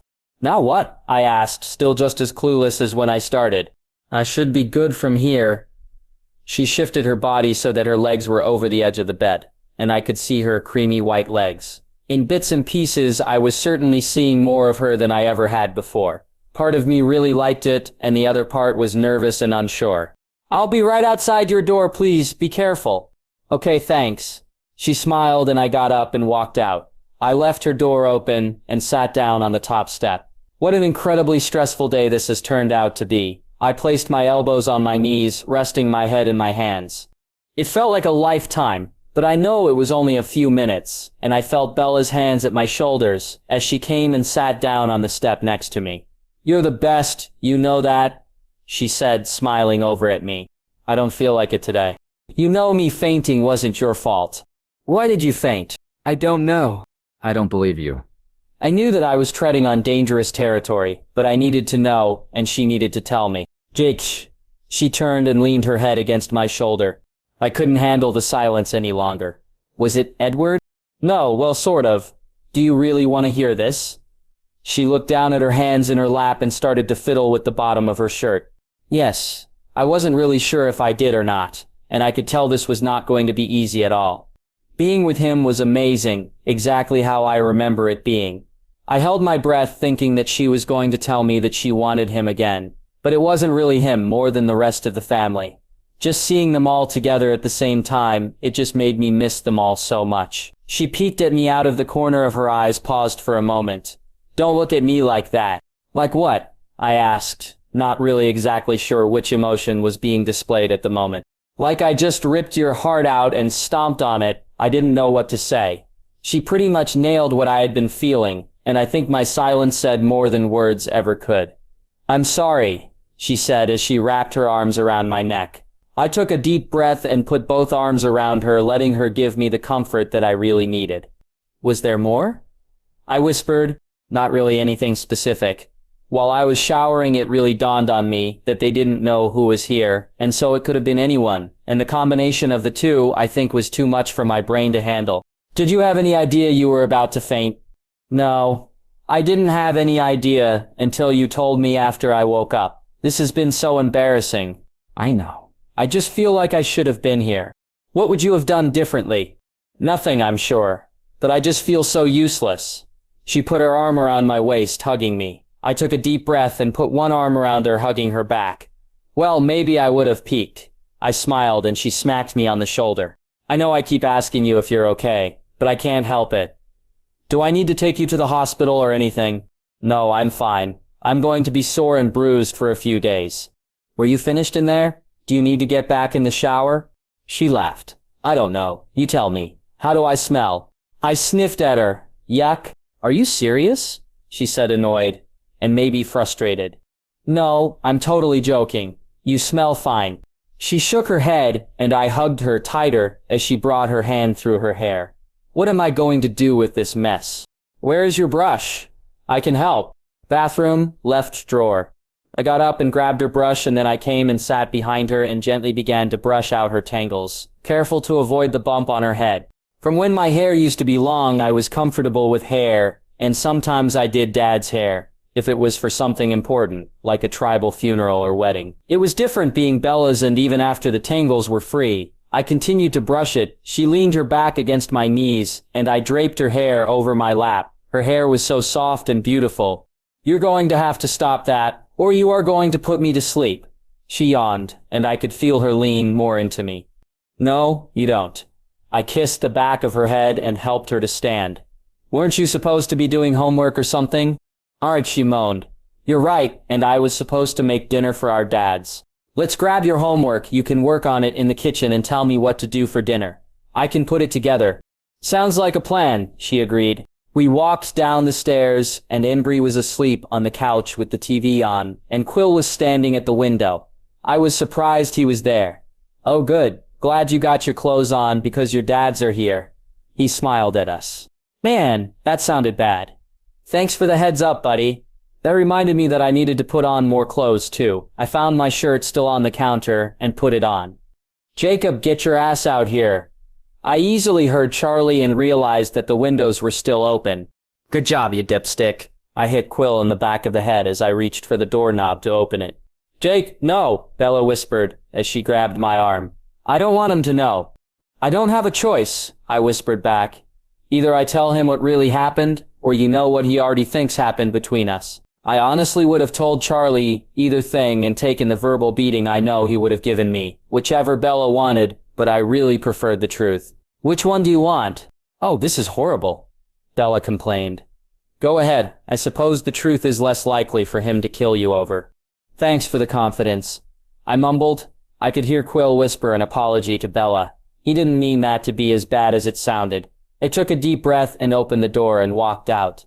Leaving the door open with the windows wide open, it wasn't going to make a difference either way. I took a couple more steps and Charlie had gotten Dad and put him in his chair and was bringing the removable ramp over his steps so he could roll over them. Dad's face was cautious and mixed with both concern and surprise. It was clear he thought the same as Charlie did. Charlie was livid, he was mumbling to himself, and he was breathing heavily, huffing and puffing. It's not what you think. I decided to start first. Then what the hell did I overhear about getting your clothes on? I knew I needed to get right to the point. Bella fainted while in the shower. I saw both their mouths drop open, and I thought I would take advantage of them being speechless to continue. I wasn't actually here. I had to run, so Embry and Quill helped Bella. Charlie did not look happy with this information, but he didn't interrupt. They covered her up and carried her to her bed. She was unconscious for less than 10 minutes before she woke up. She is okay, other than being bruised from falling. I stayed outside her door until she was dressed and we were just coming downstairs. That is what you overheard. That is the craziest story I have ever heard. Charlie said in disbelief. I swear to you it is true. I looked at Dad. He could always tell when I was lying. I believe him, Charlie, he confirmed. It's true, Bella said. She came out with Quill behind her. Her head was tilted down and you could easily still see her embarrassment. Boy, where is your shirt? Charlie asked Quill. It got wet. Sorry. He smoothly lied. I was about to take off. I'm glad you're okay. Bella. Thank you for helping me, Bella said. Still embarrassed. Anytime. He winked at her. She smiled and blushed. See ya, Jake. He nodded his head at me. I rolled my eyes. Bye. He went back into the house, and I heard him go through the laundry and out the back door to avoid having to explain why he was going out into the woods and disappearing. We all filed back inside the house, and I did what I could to get them to discuss their trip. And Dad helped a lot telling stories. Charlie made sure that Bella was okay. She showed him her elbow, that was bruised, and said it got the worst of it. He was clearly still perplexed. However, seemed to not be bothered by Embry still sleeping on the couch. They turned the TV to sports while Bella and I started preparing dinner. Embry woke up and sat at the table, as we all comfortably chatted with each other. Bella went to the pantry and pulled out a few more ingredients, placing them on the counter, and got some ground beef from the refrigerator.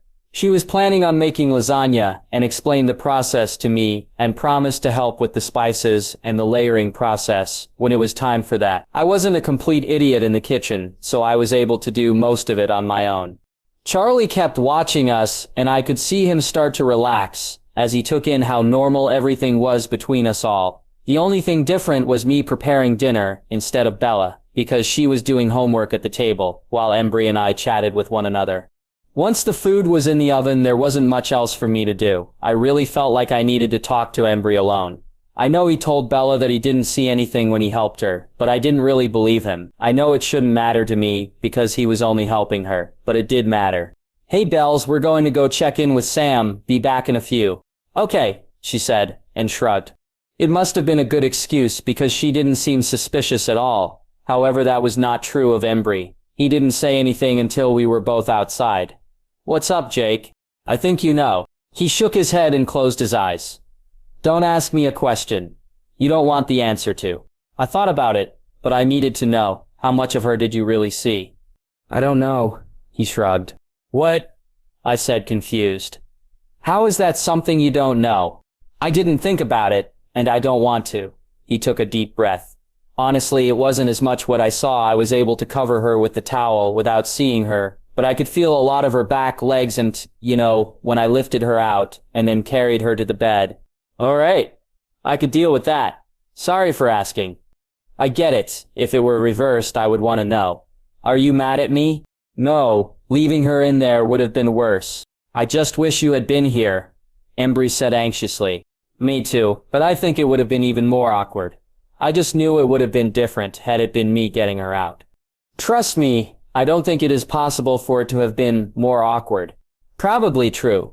I smiled at him. "Thank you. I really do appreciate you taking care of her." "No problem. Just try not to make me do that again." "Deal. I promise, the next time Bella is naked, I'll do my best to be there." We both laughed and then went back inside. Embry joined us for dinner, which turned out very good, and then I drove him and Dad home after Bella promised me she would stay awake until 10 tonight. Everything was pretty normal at Bella's house, but Dad is way too perceptive for his own good. He could tell that something was still off, so as we came into the house, he asked, "Why did Bella faint?" "Well, it is sort of a long story." I sat down his gear and I started putting dirty stuff in the sink and would put unused things back away where they belonged. "I've got time." He started the water in the sink and added soap to start washing his supplies and dried them so that I could put them away. I told him about there being a leech in her house and the Cullens coming to see if they knew who it was. I explained about Bella being with each of the Cullens and how once it was over I badly needed to phase. He completely understood and, like the others, was impressed that I was able to hold the wolf back for all that. "So you really weren't there when she fainted?" "Nope, I wasn't," I said, shaking my head. "But both Quill and Embry did a great job with her." He raised his eyebrows doubtfully. "You know how they can't lie to me?" "Good point. So you had a great weekend?" he asked. We had just finished putting all his things away, and we settled into the living room. "Yeah, it was great. Most of it was pretty typical. Bella held her own with the guys. I laughed thinking about the crazy game we played, and that made me think about kissing her." "Do you think Charlie believed me about Bella and me, and is he going to wonder why she fainted?" "It took him some time, but I think he wants to believe you. However, you have to understand, for him, either option isn't really all that great." "Yeah, I know Bella didn't want him to know. She was so embarrassed." "I'm sure. It seems like you guys did great. So when are you going away again?" I smiled. He laughed. "I don't know. I think part of that depends on you and Bella." "Are you asking, Dad?" I laughed. He laughed back. "I can't decide. It will probably make it more obvious when I can't answer that question, but we are kissing and have decided that we are together." "Well, good for you. I'm really happy for you." "Thanks. Do I need to talk to Charlie about dating her, or just let him figure it out on his own?" "We won't be really doing anything until after she graduates." Let him relax a little from what he thought had happened, and allow him to see you being good to his daughter, and then you can talk to him about dating her. Okay, that will give me some time to get a job, or something so that I can actually afford to take her somewhere. Sounds like a plan. He yawned, and I was feeling pretty tired too. So I helped him get ready for bed, and then I showered and went right to sleep. The next day at school, all the teachers went over everything that was going to be over their finals for the next couple of days. I was halfway hoping that some leeches would come through the area and give me a good excuse to get out of these exams, but most likely that wasn't going to happen. So after school I was loaded down with books and went to Bella's house. I wished that Charlie wasn't so against motorcycles so that I could take it instead of the rabbit, but Operation Make Sure Charlie Likes Me So I Can Date His Daughter was on in full swing.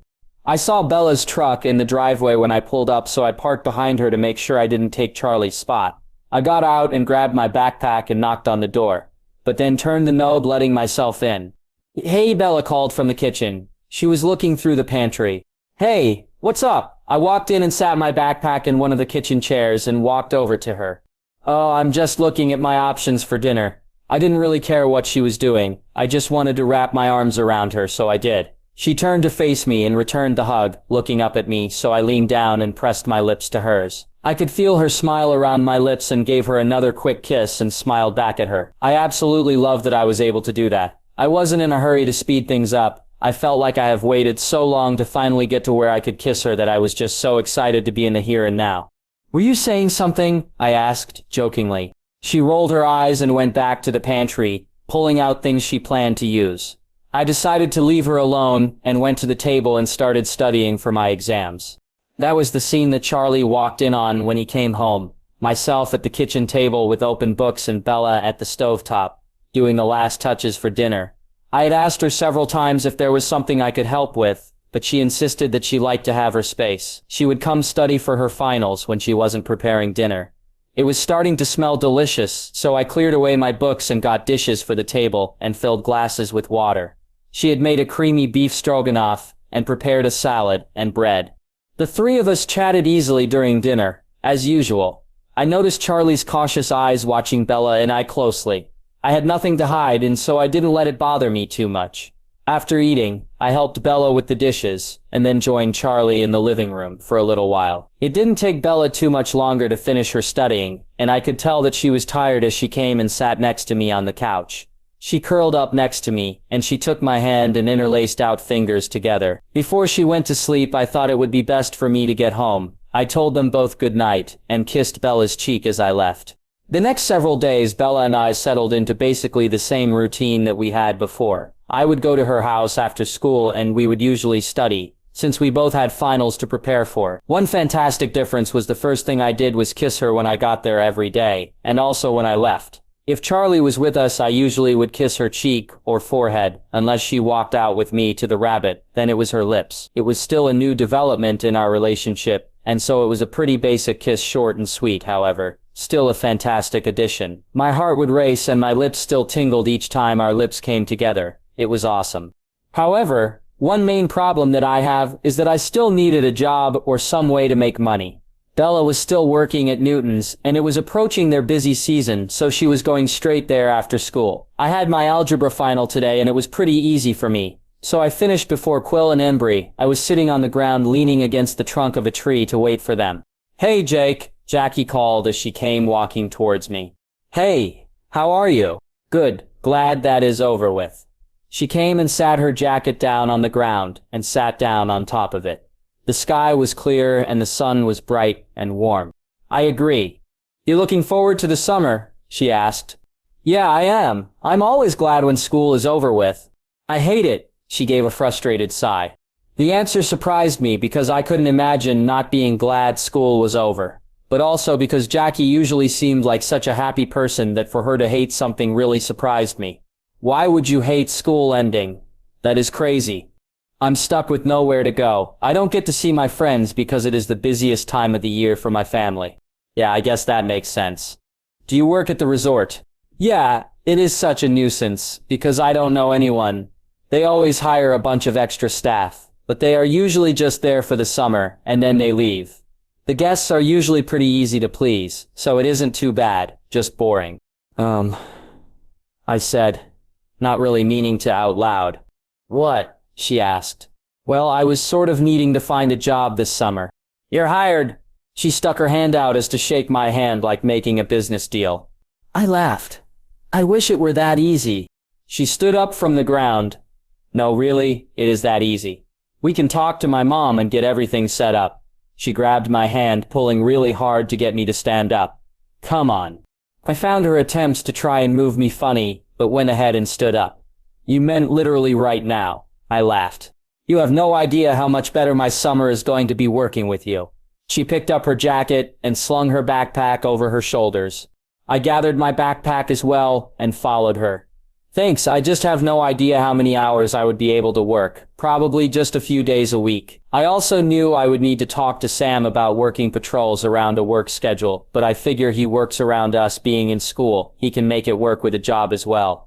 Weekends are our busiest times, so as long as those are free, I don't think they will care about the specific amount of hours. The more I started thinking about it, I figured that would probably be true for Bella as well over at Newton's, and she would have to work the weekends, so us both having tourist-type jobs would work out well. I smiled the rest of the way as we easily talked about the rest of our finals. Even though she was 1 year ahead, we had most of the same teachers, and could grumble and complain, and all that. She was right about the hiring process being easy. Her mom had me fill out a simple form, and that was done. We were going to be working on the grounds, making sure that the cabins were clean, and be in the gift shop when there wasn't anything to do for the cabins. I walked Jackie back to her house, and then I ducked into the trees and ran home. I was going to have to patrol in a couple hours, so after eating dinner with Dad, I decided to give Bella a call before I had to go. On the second ring, she answered. Hello? Hey, Bells. Jake? Bella said, excited. Are you coming over today? Sorry, no, I have patrols, but I'll be out there tonight. Awesome. Will you be able to come up and visit? I loved hearing the excitement in her voice. It made me feel great that she enjoyed being with me as much as I love being with her. I don't know. It depends on who I'm out there with and how late it is. As much as I love to be with you, I don't want to risk falling asleep again. I understand. By the way, I got a job for the summer. Even though I knew that it wasn't going to be the most exciting job ever, I was really glad that I was able to get something lined up. There really aren't a whole lot of options in Lanceltech, and I was really lucky that Jackie made this so easy for me. Really? Where at? The resort. That is great. Hopefully we can get similar hours. That is what I am hoping for too. Jackie said it would be mostly the weekends, and I figured you would have to work that same time as well. Jackie? Yeah, her family owns the resort. Would you be working with her? It seemed that way. Why? It was quiet on the other side for too long, and I started thinking about the way her voice sounded, and I could hear her insecurity. You don't want me working with her, do you? I don't, and I know it shouldn't bother me. Bella, you don't have anything to worry about. Jackie is just my friend, I said, to try and reassure her. But she likes you. I laughed. How is this any different than you working with Mike? He likes you. Yeah, I guess. I could tell in her voice that she wasn't really convinced. You're going to just have to trust me. I do. It's her I don't trust. You don't even know her, I said, getting a little frustrated, but trying not to. There was no reason for Bella to be jealous of Jackie, and in time I knew she would figure that out. That's true. Sorry, I shouldn't be like that. I understand. We'll have to do something so that you two can meet. If I didn't know Mike, then it would probably be harder for me too. Thanks. It would be nice to meet her. Bella paused and took a deep breath. I wish you were here. I wish I were too, but I'll be there later. I'll make sure I come up and tell you good night. Sounds perfect. Well, I need to head out. Alright, see you later. Bye. We each hung up and I headed outside to phase. Patrols were typical with not much going on. I was with Paul and we made small talk or just kept to our own thoughts. Paul still was not a huge fan of Bella's, but he liked that she kept things interesting with the leech activity that seemed to follow her around. After going through our land, we switched out with Seth and Jared, who had been outside her house before we got there. There was usually a random Cullen that would be outside her house. Even though I smelt Edward at times, none of the pack ever actually saw him, so he apparently didn't stay long. Sam didn't ask the Cullens to be there, but we couldn't exactly stop them from being there either, with Forks being neutral territory. It wasn't easy at all for us both to be in the same place, but it kept Bella safe. Alice was the only one who ever tried to talk to any of us. Everyone else just ignored each other. We had been there about an hour when we could hear Bella go to her room. "Jake," she whispered from the window. I had already told Paul that I was going to visit her for a few minutes, so when she called, I phased out and slipped my shorts on. "Yeah," I whispered back. "Charlie went to bed early, so he's been out for a while." "Cool. Move over." She got away from the window, and I climbed up. She was in her pajamas, and I could tell that she was tired. "Are you ready for your last final tomorrow?" I asked. "Yeah, it's English, so it will be pretty easy." "That's good, because you look beat." "I am." Work was really busy stocking shelves, getting everything labeled and ready. "Come lay down." I walked over to her bed and patted it for her to come. She did. I pulled back her blankets and then covered them over her. She closed her eyes and took a deep sigh. She was so beautiful that I couldn't help but lean over, pressing my lips to hers. She kissed me back for a little while. I brushed her hair out of her face and gave her a final kiss. "Good night, sweetheart." "Good night." I heard her lightly whisper, and then she relaxed into sleep.